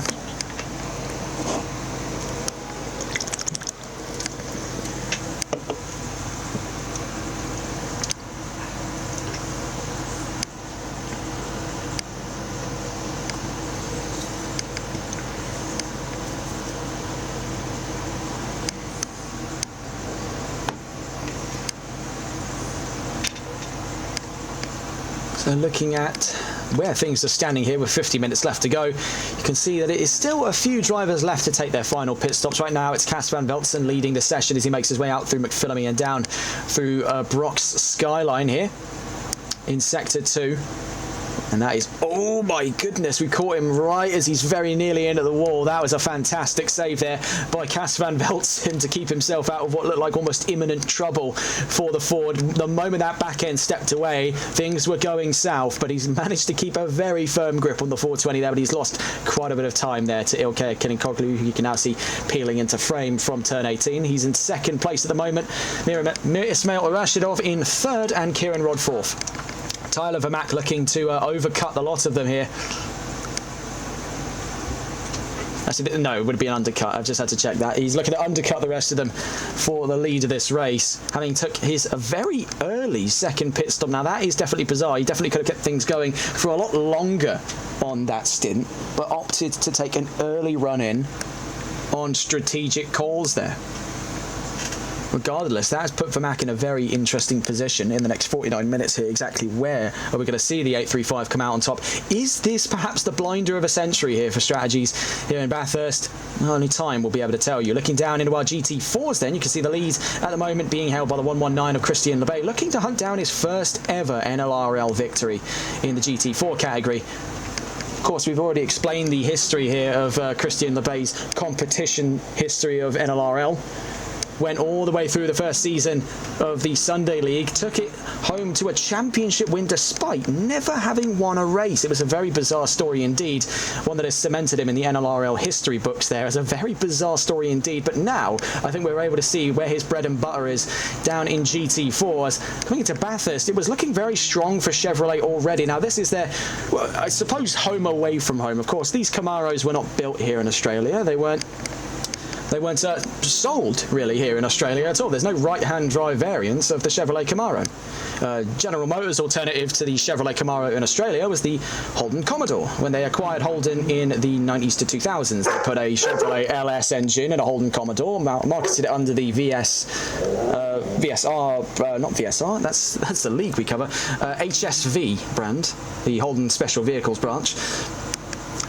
And then they called it a day on that. The Camaro, since the shutdown of Holden, became the new de facto GM car of Australia, as it now competes in Gen 3 of the Australian V8 Supercars Championship, formerly known as the Australian Touring Cars Championship. And they seem right at home here. This car was almost a match made in heaven. For any round of the championship we were expecting to see Chevrolet flourish, it was really going to be... It was really going to be here at Bathurst. I really couldn't have thought in my mind any other circuit would have been the right choice for Chevy. This one really has been it. And I think that's case in point with the fact not only do we have a Chevrolet in the lead, it is a Malois Chevrolet 1-2 with Carl Martel second in GT4. Then in third is James Mason with AMG. That makes 2 in a row podium appearances for AMG. Technically 3 if you want to count them by car, as we had the 443 of David Silver win in Spa, and then Jake Garrett in the 116 take third place home. In between the pair of them was the 222 of Hayden Prodger, and now we have another appearance and a third new AMG to the front. or towards the front, I should say, to make another podium visit. And that being the 413 of James Mason. Looking further down behind them, actually sandwiched in between some GT4s, is a GT3 there. Anton Pol had problems throughout the race with Nissan, but has now seemed to finally got a bit of a hang of this by the looks of it, and now is using this more as an opportunity to learn and to develop the car better on his way into round 3 of the championship in Imola. Timothy Jolicoeur had a fantastic start, all things considered. He surfed a lot of the chaos and bedlam in GT4, but sadly found himself the epicenter of it on his collision with Anton Pol across the wall of death when the Nissan was stranded across the track. He was unable to get out of the way in time when tailing Martel, and that sadly brought an end to his jaunt for a GT4 podium on debut. He will still make a top 5 appearance, as a field of 7 cars did start the race, so I would still say that counts. Towards the back of the field then are the 2 McLarens that have been the problem children of today for Ben Schiessman and Kyle Jenkins. The two not being able to extract anywhere near the amount of performance they'd like to in this round of the championship. The McLaren, which has a bit of a reputation here in Bathurst for being a flaky car, has really shown why that stereotype exists. But speaking of McLarens, where some have blundered, others have blossomed, and that's the case for Ilkay Killinkoglu. Second in this race at the moment. He's now 6 seconds behind Van Velzen and 2 seconds ahead of Rashidov, but that gap's closing with all of these cars yet to take their final pit stops, and that could leave them susceptible to an overtake past the opening straight by Tyler Vermaak. Only 18 seconds away from them, so that does leave every single one of these cars vulnerable to losing the race lead. You can see a little bit of a stutter there out of turn 23. Now that's not particularly common for Ilkay Killinkoglu. We've known him to be a very, very difficult driver to crack when it comes to consistent performance, and whatever happened in the last couple of laps, he's now definitely pushing more and more against his car than working with it. Now this is a broadly different Killinkoglu to the one we saw when the lights first went green. He was flowing through most of those corners. You can see now the McLaren is definitely fighting him back a lot more than it was on lap 1. That being said, though, he still is among the fastest drivers in this session, the fastest of them, as a matter of fact. I believe we'll be able to go on board with him. Yes, Cas Van Velzen, who set the fastest time of this race, and that was a 2 minutes 1.4. That is remarkably fast by Cas Van Velzen. I must say, it's been very, very solid performance by him. He'll be running into lap traffic very soon. The leader of GT3 and the leader of GT4 look to clash heads here on track. Only 12 cars left in this race. It is a bit of a pity, but if ever there were going to be a track that's going to take a lot of drivers out of commission, it was going to be Bathurst on this calendar. I mean, having a look at the calendar as well, if we want to take a quick look here before we see the leaders of GT3 and GT4 share the same stretch of track. There's a big slide out of Forest's Elbow there by Cas Van Velzen. Looking at that calendar, of course, if it were going to be any one track, it was more likely than not going to be here in Mount Panorama. I think that's the most difficult circuit of the bunch out of the way. I'd say definitely could be some pressing factors on the horizon for Zolder, just by nature of its size. It's a very tidgy track compared to tracks like Spa and tracks like Mount Panorama. Looking back at that calendar again, of course, in between our visit there, we've got 2 Italian races on the horizon for round 3 and 4, Imola and Misano. Cas Van Velzen then is into the pit lane. That is the front of our current non-pitters in. And let's see where that expands out. We're on board with Ilkay Killinkoglu. James Mason has a drive-through penalty. Miroslav Rashidov stays out on track. Kieran Rodd has come in, so another synchronised entry to the pits there for Ford. Tyler Vermaak, though, you can see he's on the prowl. He wasn't too far away at all, and that could be 2 extra positions there for the South African as he looks to take his first official race win. Now, he was on the top step back in Sunday League at the Circuit of the Americas, but a post-race ruling in Season 2 robbed him of that win, ultimately handing it over to, if I remember correctly, it was Diman Ivanov from Bulgaria with Aston Martin. That gave him the first win of his career in NLRL, and that sadly took away Vermaak's opportunity for his first career win. Vermaak then up to 3rd, and he'll update that in a moment's time. So now the only 2 obstacles left in his way on a conquest to the race lead and his first career win in NLRL takes the shape of Ilkay Killinkoglu and Mir Ismail Rashidov. The pair of them now actually getting closer to each other and could be a pressing threat on their way to the pit lane here. Let's actually catch on board with them as they make their way down Skyline. You can see Kilinkoglu leading the charge. We'll just turn the volume down on that incredibly loud McLaren V8 engine. Not too far away, just hanging around the corners there, just tucked into the very light shadows of this track like a spectre. That is the number 21 with Miroslav Rashidov with Porsche. And through that traffic, he did lose a little bit of time there, but surprisingly little when you consider who they were trying to get around. The two Chevrolets here that have got a point to prove in the GT4 category. You can see Christian Lebay signalling Kilinkoglu to go on my right hand side, go around me. I'm not going to try and hold you up here. So out through the chase turns 21 and 22 down towards the line. You can see the two leading GT3s there up against the leading GT4 Christian Lebay. It could be pay dirt here in the next 40 minutes for Malois Racing, taking their first win in NLRL history, and Christian Lebay's first since his entry at round 1 of season 1 of the Sunday League, and that's been a long time coming. 24 races there it has taken before Lebay has seen the top step, and that is a victory very well earned, because he has braved the storm that is the Mount Panorama circuit to put himself in the position he is in currently. Tyler Vermaak is only 17 seconds away from the leading McLaren of Ilkay Kilinkoglu. So that does place his hopes right now of a consecutive race win since Spa-Francorchamps in jeopardy. We already know it's an open class at the moment for GT4 because David Silf was not an appearance in this round, meaning it was always going to be a new winner. And so far it looks to be going the way of Christian Lebay, but more to follow in the next 40 minutes. For Ilkay Kilinkoglu, he's really going to have to dig deep here and try for some 4D chess level strategy to try and put himself even close to a chance of a consecutive race win. He's given it absolutely everything, but I think Vermaak might have him pitched for strategy. This is possibly the worst track you could have chose to try and go toe-to-toe with Tyler Vermaak. He took an imperial pole position, miles as a matter of fact. He had on everyone else in that timing. So the one other driver that was able to give him any kind of grief was the Mustang of Cas van Velzen, who gave him even more grief on that race start. But within 30 minutes, it was back in Vermaak's control. So you've got to hand it to him there. That is royal from him. And had ever there been a more satisfying victory for a driver who was previously robbed of one, I think this is definitely it. He's waited quite a long time to put himself towards that front row once more. He's won in VSR, but he was taken away from that victory in NLRL. This is going to be one more addition to his trophy cabinet. And for Ilkay Kilinkoglu, it's thoughts of what could have been today. And I think that's a very consistent theme throughout most of these series, is that eventually the drivers that win will be the drivers that won't. But Kilinkoglu has really not put a foot wrong in this race. He's just not had the strategy for it. Pace-wise, him and Rashidov and Van Velzen definitely would have been in it, but it's cunning and it's bravery and it's consistency that I think has really nailed it in for Tyler Vermaak. I must say, that has got to be a very satisfying feeling, knowing now, if you just stay to the pace that you're on, you're 37 seconds up the field from the car in fourth. The two cars in front of you are well within range if they come into the pits. Christian Lebay takes his last pit stop then as the GT4 leader.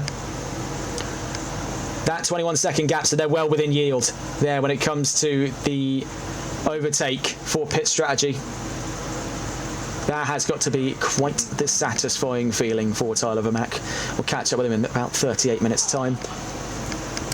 For Miroslav Rashidov, he'll be gunning for a podium by the looks of things here. Of course, he still has to contend on pit exit by the looks of things with Cas van Velzen. Not too far away, as a matter of fact, as these guys head up through turns 5 and 6. Van Velzen's just making his way out of turn 23 and down towards turn 1, so he's just about half the track away. So in the pit stop, in the grand scheme of things, Rashidov is expected to come out alongside Cas van Velzen, and that could make for a very interesting little battle to the line in the next 37.5 minutes. They have played this very close to the chest, and it has been very exciting then to see the various twists and turns that this strategy has given us. But right now, with Vermaak closing in at a rate of knots, I think his win is right now all but assured, but he still has, of course, 37 minutes to make that possible. And with the pit window closing in on our leading two, it could be more and more the chance here for Vermaak to lead the next half hour of racing, but we'll catch up with that when it arrives. looking on then with Christian Lebay, who just took his last pit stop and, as a matter of fact, had a full overcut on his contemporaries there. He went in first and he left first. So he has gone unopposed there, and that is textbook stuff for the Malois Racing team. That's well and truly the kind of points haul they needed to put themselves in contention for the championship. Now, of course, we take a look at the GT4 championships, and we'll also look at the GT3s as well to see where things will shake up. In that GT4 championship standings, you'll see that it's David Silf leading the charge, Hayden Prodger in second, who just took a DNF, and Silf was a no-show. Garrett's now had a DNF, so the road has been laid bare here for Christian Lebay to take the lead of the championship. Wesley Kuiper was also a no-show, as too was Alan Alexander. So for the Malois Racing team, this is absolute pay dirt, possibly the easiest promotion of position they've ever experienced in a championship. Only 4 cars actually left in it. It's a bit of a disappointing sight, I had to imagine, for the people on the podium, as it now feels less and less dignified. But honestly, you cannot take away from the achievement they have gone through here to keep themselves alive on this track, especially when how brutal it has been on the poor little GT4s. We'll cut away from Lebay here as we check in with Carl Martel, who's looking to take his first ever podium here in NLRL in division. Second place makes a Malois 1-2 after he takes his pit stop there. We'll see where he emerges. And James Mason looking to pick up a podium position there through thick and thin in the 413 in the K1 Esports Mercedes. Here's Tyler Vermack. And now let's see what concerns the championship standings up in the Premier class of GT3. Now, having a look at it, it's Ilkay Kilincoglou still leading, Miroslav Rashidov in second, Toby Cyril third, and then Kieran Rod in fourth, and then Cas van Veltzen in fifth. So it's a long, long way here for Vermack to take the lead of this championship, but we won't rule it out, as we've already seen how many points the leaders will get for winning the race. You've got to take that and add on 9 points, and then you've really got where Vermack's going to be come the end of this round, because it does look pretty likely the 835 will win in strategy alone. 17 seconds he's got between himself and Ilkay Kilincoglou. That's 1 pit stop away, which, funnily enough, those two have yet to take. So he'll be, by the look of our calculations here, coming into round 3 with 47 points, and we'll see where Kilincoglou ranks after his pit stops to try and give you some maths on that as well. But as we drop now down towards the last sort of 30 or so minutes of racing today, it has been definitely an interesting one. I can't say for certain that there's been anywhere near as rich the amount of battles we had back in Spa. I'd say we were a bit spoilt for that choice, and obviously with the N24 this weekend, it's not been a particularly great time for racing, but fair play to the drivers that have shown up and given it their all today. I think all of us would like to see more drivers on the grid. But hopefully there'll be that improvement coming into Imola at round 3 of the championship. Really, it does still kind of confuse me sometimes. Now, drivers have given valid excuses. I'm not going to say every driver who doesn't show up to these races is not doing so for a valid reason. You know, for example, we already had the word in from the leader of the Malois Racing team, Christian Lebay, that John Prime wouldn't be joining us today because he's awaiting the birth of his twin children, and that's fair enough. We have a bit of an issue here down through Skyline. It's the 99. That, I believe, then, is Martel and Mason. So Mason is appearing to have damage. Yes, there is damage over the nose there, with 33 minutes left to go. Martel is, I believe, into the pits. So that has all come apart there for Carl Martel. I'm not entirely sure what has gone on there, but you can see there's Carl Martel into the pit lane. Has this all come apart at the seams then for what looked to be a pretty well-assured Malois 1-2? Could now be in jeopardy here. He's yet to have taken his last pit stop, and this won't count towards it since he's teleported to pits. Rashidov and Kilincoglou, though. Let's get a gander at this, as we're seeing, right possibly before their dive to the pit lane, a look at a little bit of a fight for the race lead. And now what a treat we've been given here in the last 30 minutes of racing. Really getting the burners on then. The number 21 of Miroslav Rashidov. It's like we were back in Spa all along, because now we get to see these two drivers go absolutely haywire in their last jaunt towards the pit lane.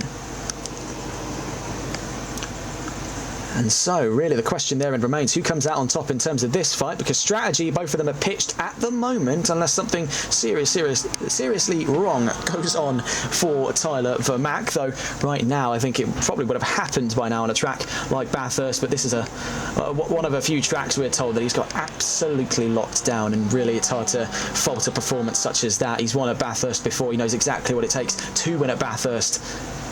We are dealing here, especially in this top 3, with seasoned professionals of this circuit. Veterans, as it were.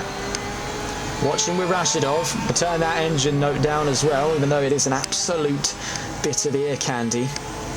That's a 3 litre flat 6 on the Porsche 911 992. One of the most iconic notes, I would say, in GT racing. I think you'd know exactly what was racing if you were nearby to a track by that distinctive note alone. Much like with the Audi R8 and the Lamborghini Huracan, the sound of that 5.2 litre naturally aspirated Audi V10.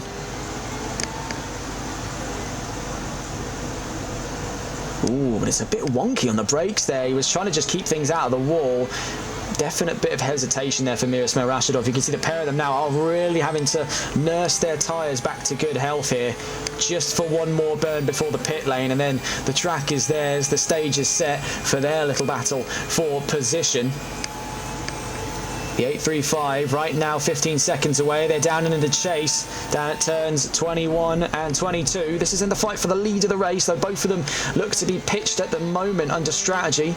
Really is the case of when do they want to step into the pit lane and bring this to a closure. And it looks like Rashidov taking the initiative first as he goes into the pit lane, leaving Achille Koglu stranded on track for the time being. The Porsche is in. And so for Ilkay Achille Koglu, now is the final decision of the race for him. He's got 30 minutes left in line here. He'll come out around the same area as Miroslav Rashidov, about maybe a few tenths of a second either side of it. He'd be lucky to get maybe a second or 2 seconds there as he exits the pit lane. It's going to be very, very narrow. As well for Rashidov as well, it's going to be very narrow as to whether or not he can get the car pieced together by the time that he is back on track. As right now, Cas van Velzen is on the warpath to get him up into 3rd position and keep the ball rolling from there. We could be seeing a fight between Rashidov and Cas van Velzen before the end of this race. 29 minutes left to go then. And let's see, Rashidov's off of his jacks and he's moving towards the exit of the pit lane out through Hell Curve at turn 1, but it's going to be very, very close as Cas van Velzen goes around the outside, of course, taking onto the racing track, and there is Miroslav Rashidov. That is not a far gap at all. Keep a close eye on these two as they head up the mountain straight, because in a moment's time I get the feeling we'll be seeing them a lot closer than where they are right now.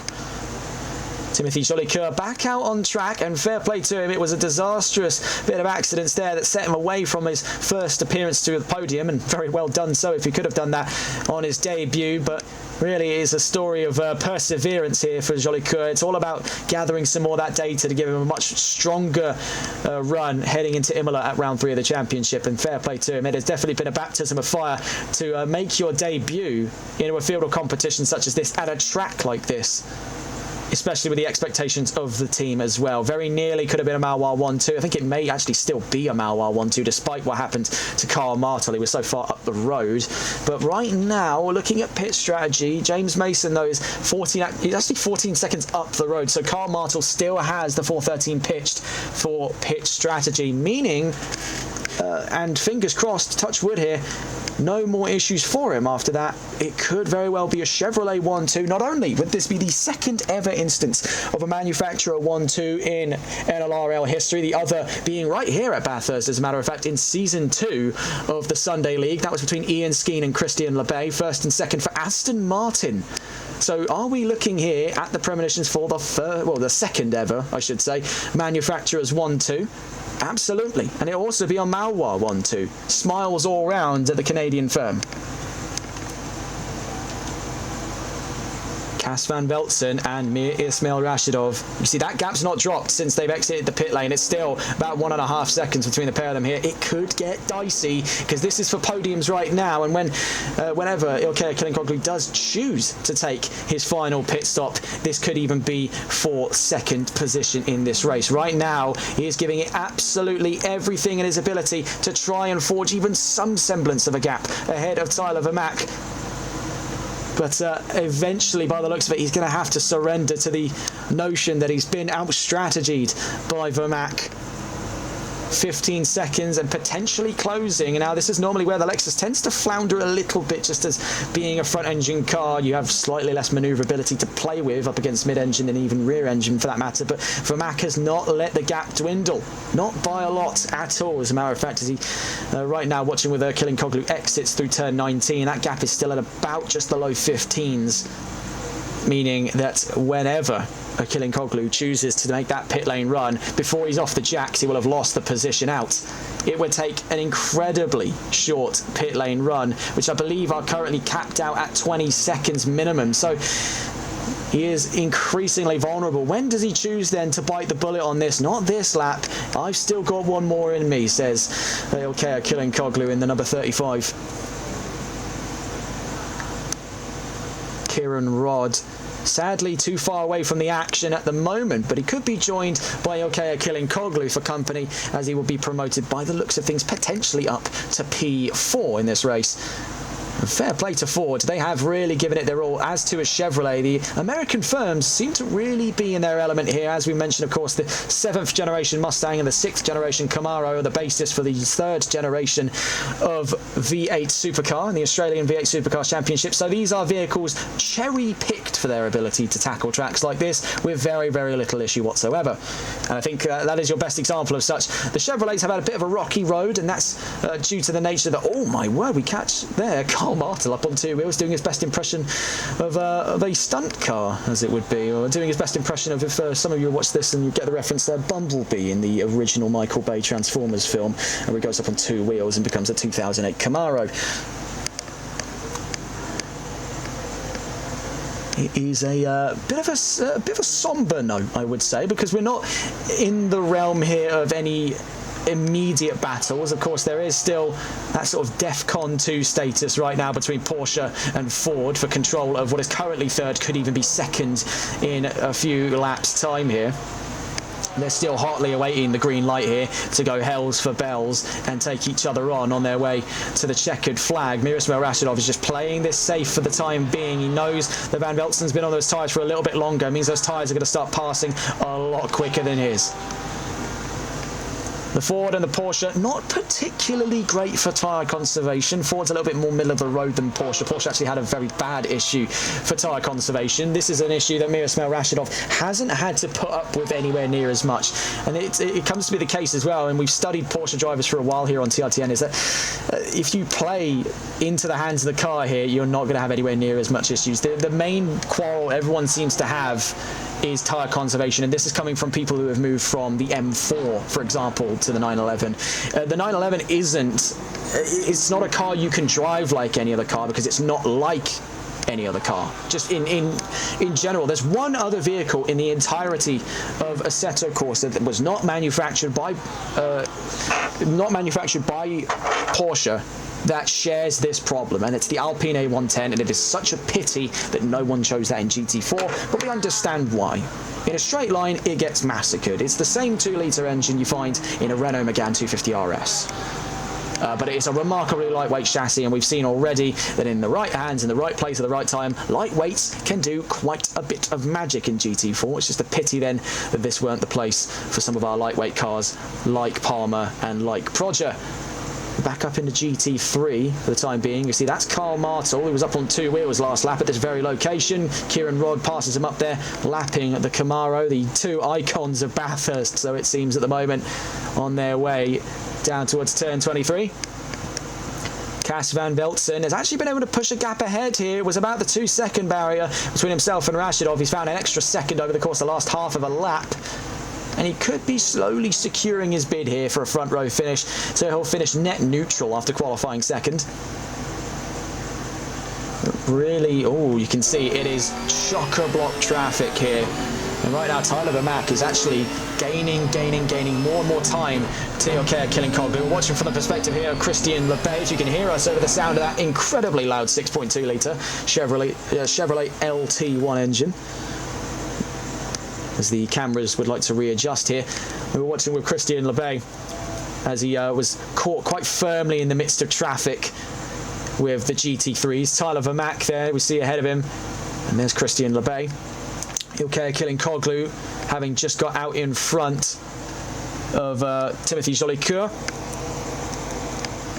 And still out for one more lap. We really don't know how long he wants to play. This might be one of the longest strategies we've ever seen, but he's taken this all the way to the very, very end of it. And on that last lap as well, he's actually not that far off of his personal best. He's only about, looking at it here, just shy of 0.6 of a second. Now, in the grand scheme of things, considering how long he's been out on those tyres, that is still quite remarkable to be within a second of your fastest lap level pace.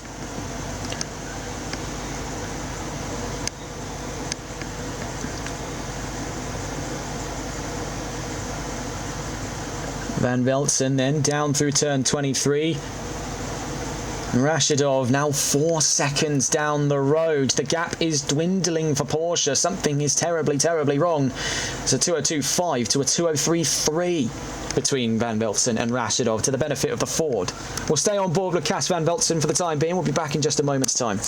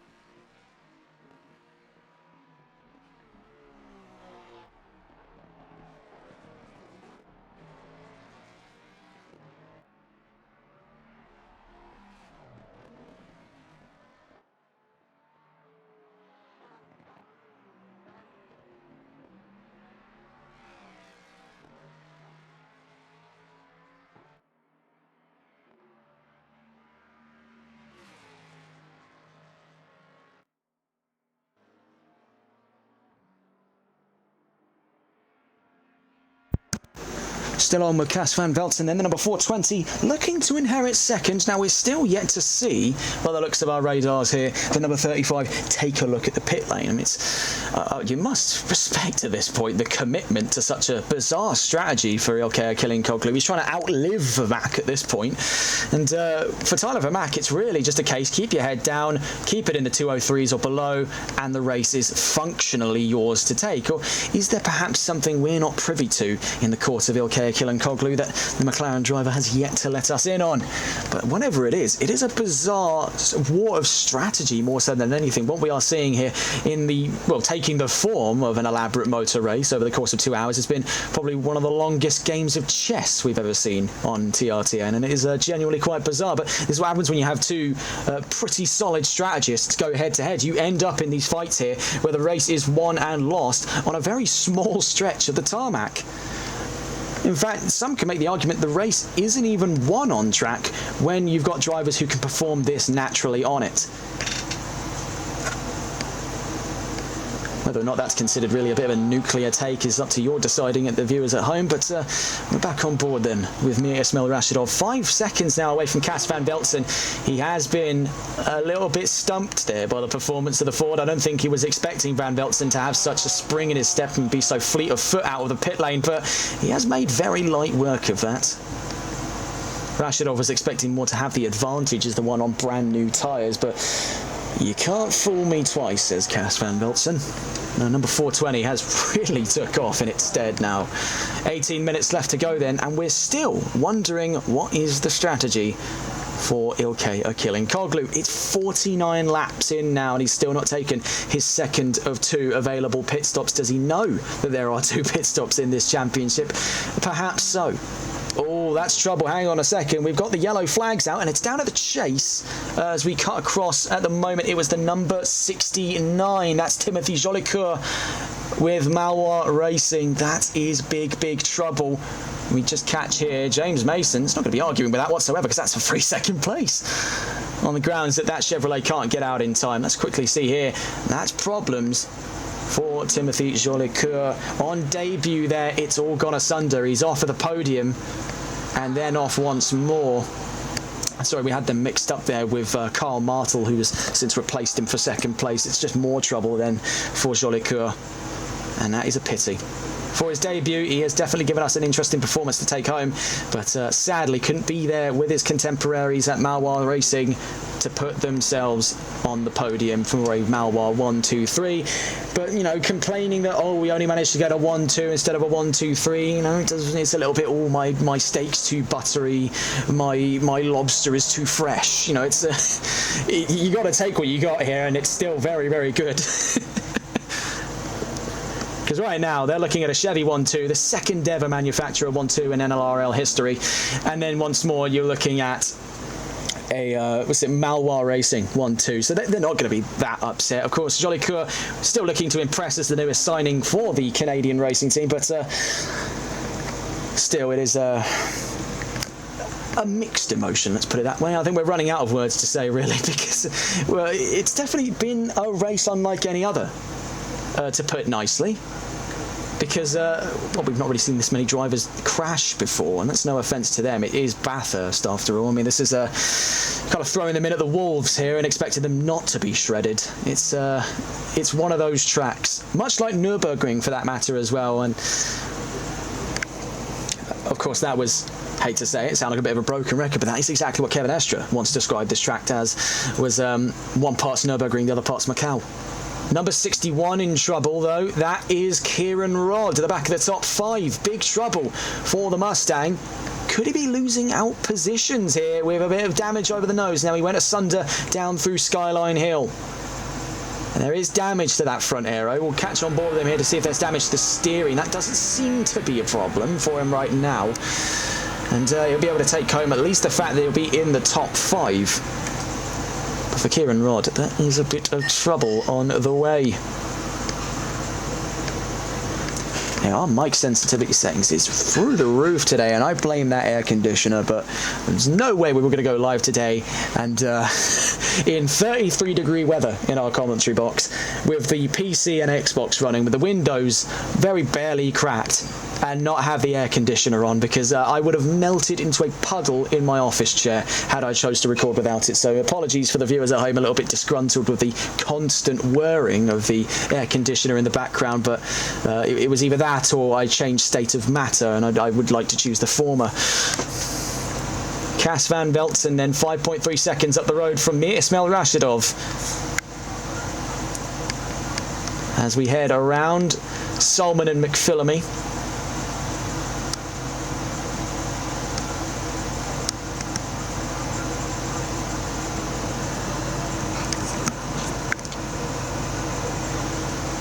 Heading down through the S's then and the Dipper. Again, a bit of a somber note, because our main focus right now is on the story of that pit strategy. And the number 35, as we see, starting lap 51 of this race, is still not budging. It's not going into the pit lane. This has got to be extra frustrating for Tyler Vermaak, even though he's been in that 15-second range for all of about, 7-8 laps now. But Achille Koglu is saying, no, I don't want to go in. It's not my time yet. And it's this stubborn strategy that I can't tell whether or not he's trying to get inside Vermaak's head and get him to burn his tyres out in the reckless abandon to try and take position on track, or if he's just keeping this until the very, very end. He doesn't want to admit that his strategy's been stumped a little bit. Achille Koglu has led this race actually longer than Vermaak or Van Veltzen, the other two race leaders.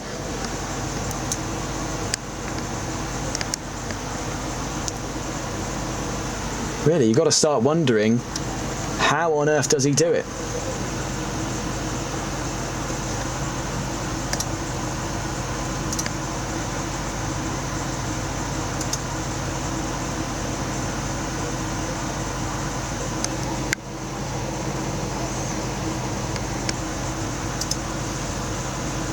One more pit stop, I should say, not one more lap. Getting ahead of ourselves there. He's only one of 2 drivers yet to have taken their last pit stop, the other being Karl Martel, currently second in GT4. He doesn't want to run the risk of forfeiting position to James Mason. And if we were to take a look at the physical gap between himself and Mason, if we go across to Karl Martel's perspective, in GT4. We've seen more trouble for Timothy Jolicoeur. I think this is just kind of a salvage run now. He's in the last of 4 available positions, and there is another yellow flag out. It's the 486. That was, I believe, Anton Pol, yes, who's now back in at the pit lane. So very, very bizarre stuff there. I think a lot of drivers have really struggled with Bathurst, and like I said, had there ever been a track where this kind of stuff was going to be happening, it was going to be here at Mount Panorama. For a lot of these drivers, they've had to throw a lot of the theatrics and ambition of constant wall-to-wall fighting to the wind here in exchange for just survival over all other priority. Right now, Carl Martel, who we were trying to catch on board with, he's over half the track. As a matter of fact, he's closer to lapping James Mason than he is to being overtaken by James Mason. So it really does beg the question why he's not took that second and final pit lap of this race. Pit stop, I should say. 11.5 minutes left to go, and we're really playing things all the way to the checkered flag here with these drivers, so it seems. And James Mason takes a little trip with the wall. Oh my word, that was Ilkay Kilinkoglu around the outside there. Very narrow stuff there between the leader of GT3 and our podium sitter in GT4. Very few drivers actually left on the track here. This has been a war zone for these drivers, a battlefield, and it has taken no prisoners and given no quarter. It is a graveyard for GT3 and GT4 alike. For Tyler Vermaak, he's just holding on, waiting now, because the moment of Kilinkoglu pits, he's won. Functionally, he has won this race. But he can't let the pressure of knowing that that's all that stands between himself and a race win get to his head, because that's how you end up making silly mistakes that would have cost him a race win. So right now it is a game of contention here. He is keeping his head very level. He needs to keep things calm and just consistent now, much like how we've seen from Kilinkoglu, but with much better strategy for today's race. I think Vermaak kind of knows the game a little too well now at Mount Panorama. He knows what kind of winning formula he needs to take the top step in Mount Panorama against cars considerably faster than him. But this time around, he has been the cream of the crop for GT3. He's been the fastest car on track during qualifying, very nearly the fastest car on track during the race. He's only off by about 1/10 of a second there to Cas van Veltsen's fastest lap time. See into the pits at the moment. Ben Schiessman still in there, and few drivers in the pit lane with him. You can see Anton Pol is in the pits as well. If you have a look here, that's Ben Schiessman. I believe Martel was in there for a moment's time. Mason on his way down past turn 1. There's Timothy Jolicoeur with him.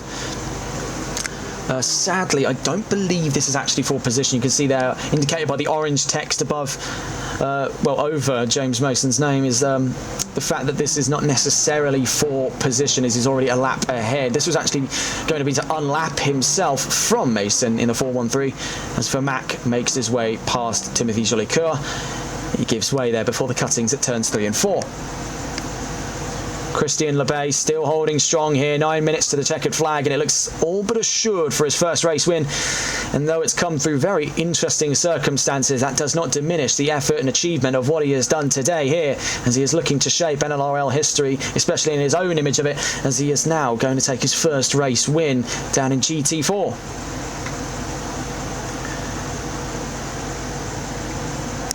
James Mason there, actually almost holding up Tyler Vermaak on his way down the hill. Now he knows in the rule book, technically, you can continue to take the racing line as a GT4, but really it's on a case-by-case basis. Does he actually have to forfeit to Tyler Vermaak? Vermaak's not going to be happy with the fact that the GT4 is holding him up there, and he is forcing out what was a 14-second gap to 15 seconds, but just neat and tidy there. He's already got past him by the time we get to turn 19, so really a bit of a flash in the pan there for Vermaak's overall performance was the presence of the 413. Of course, Mason has his own fights to be dealing with here, and he looks to be picking up a podium, so through thick and thin there, just like how we can't diminish the effort it took for Lebay to rise to the victory position in GT4, it's in the same stroke that we can't deny what James Mason has been able to do today, as he's outlasted his contemporaries, and since his move away from BMW has proven to be the change worth making for the Brits' progress in 413.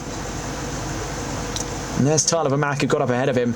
And really, it is just the waiting game now. We have functionally in it about 3.5 more laps of racing before the checkered flag flies here in Bathurst, New South Wales, before we are able to crown 2 new winners in this championship, and before we potentially see the fate of 2 championships shift on their head. But we wait to see how things are going to change for Tyler Vermack and for Christian Lebay.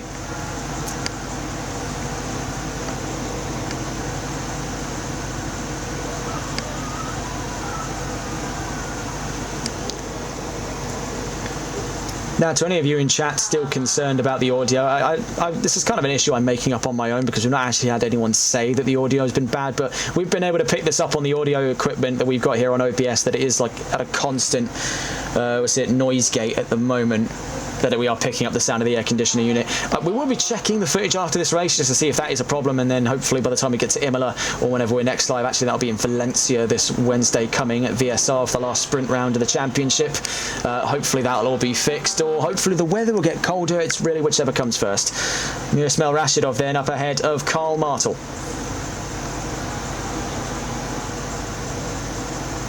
We'll check in here with Ilkay Akilinkoglu. 6 minutes to go, 3 laps left of racing here in Bathurst. And what does Akilinkoglu choose to do in his now closing in pit strategy in the final laps of this race? 54 laps in, and we've still yet to see a second pit lane run for Akilinkoglu. Is today the day then, as we head out of the chase? No, as a matter of fact. I've never seen a driver run things this long. But very, very interesting indeed, to say the least, for Akilinkoglu. Looking around, Ford will be looking to potentially take home a, by the looks of it, potentially front row finish in the courtesy of Cas van Velzen, as he could potentially pass up the 35 in the pit lane. As for Kieran Rodd, who's at the back of the top 5 at the moment, still going to be a solid points haul. It will get him up the order in GT3 when we head to round 3.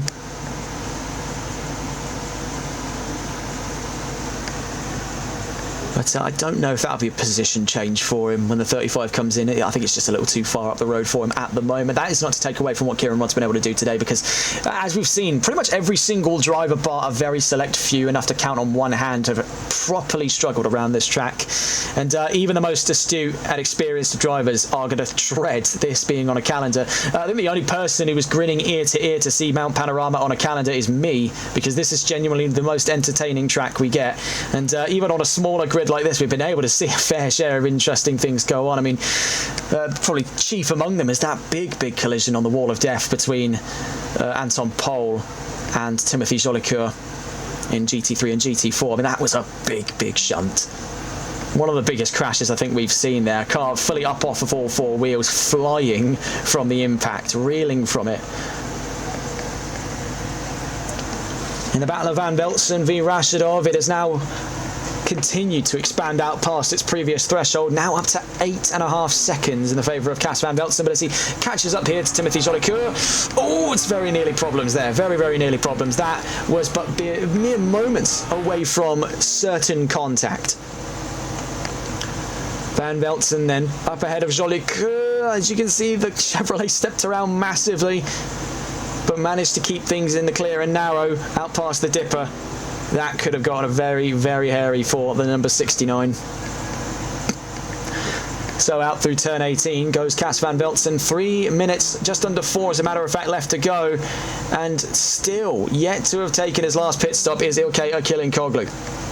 Honestly, at this point, we don't even know what the strategy is looking like, because regardless of what he does, I think he was just expecting Vermack to die. I think kind of that's what he was expecting for the majority of this race, was if I stay out long enough, and I'm not trying to insult Akilinkoglu. I don't know what his strategy is going to be, but I imagine he was possibly thinking, if I stick out long enough, he'll just kill himself. But that's not really happened here. This is Vermack's bread and butter, the Mount Panorama circuit. Probably the worst place you could have chose to challenge a race win off of him. But fair play to Akilinkoglu, because he's thinking outside of the box here. It is an odd strategy. And I think this is more so to not only prolong the inevitable, which is him losing out on the race win, but I think it's also to maybe extend the gap to the positions behind. Maybe he's not exactly thinking of the race win, he's thinking of podium. This is a salvage drive we're seeing now, because he already realised the moment Vermaak took that weird second pit stop that his race victories were up for grabs. And fair play to him, because he has really challenged what we thought was... Is he, you know, as a matter of fact, some of you might know what I'm on about. Is he going to do an Ayrton Senna, do you reckon? That could be a bit of a cheeky one. I'm not sure what the regulations are in GT3, whether or not you can actually take a pit stop on the... end of the race, because Killinkoglu's pit box is all the way towards the front. That's past the start-finish line. So I don't think he's going to do it on the last lap, but do you think he's going to do it on this lap, actually, as a matter of fact, because this will be the last lap of the race? Really, I mean, it's a bizarre one. A very, very bizarre one indeed for Ilkay Killinkoglu. But we're going to quickly see then, what does he do with the McLaren as he makes his way out of the chase and down towards... Yes, that's finally it. We've been waiting long enough for that one. Into the pit lane goes Ilkay Killinkoglu. And that will, by the looks of things, promote Tyler Vermaak to the lead of this race. It has been something he has waited for a long old time, as a matter of fact, Tyler Vermaak. And... let's see exactly what was the thought process here. I think by the looks of it, Killinkoglu could emerge from this whole debacle in second. I think he's trying actually to get up ahead of Cas van Velzen, because the gap before he entered the pit lane was about 40 seconds. Now he'll be cutting it very, very close indeed. But I see the thought process now. It took even us a long time to sort of gauge what was he gunning for. It was never about the race win. I think he knew that it was his goose was cooked, per se, when he saw that second set of pit stops go in so early.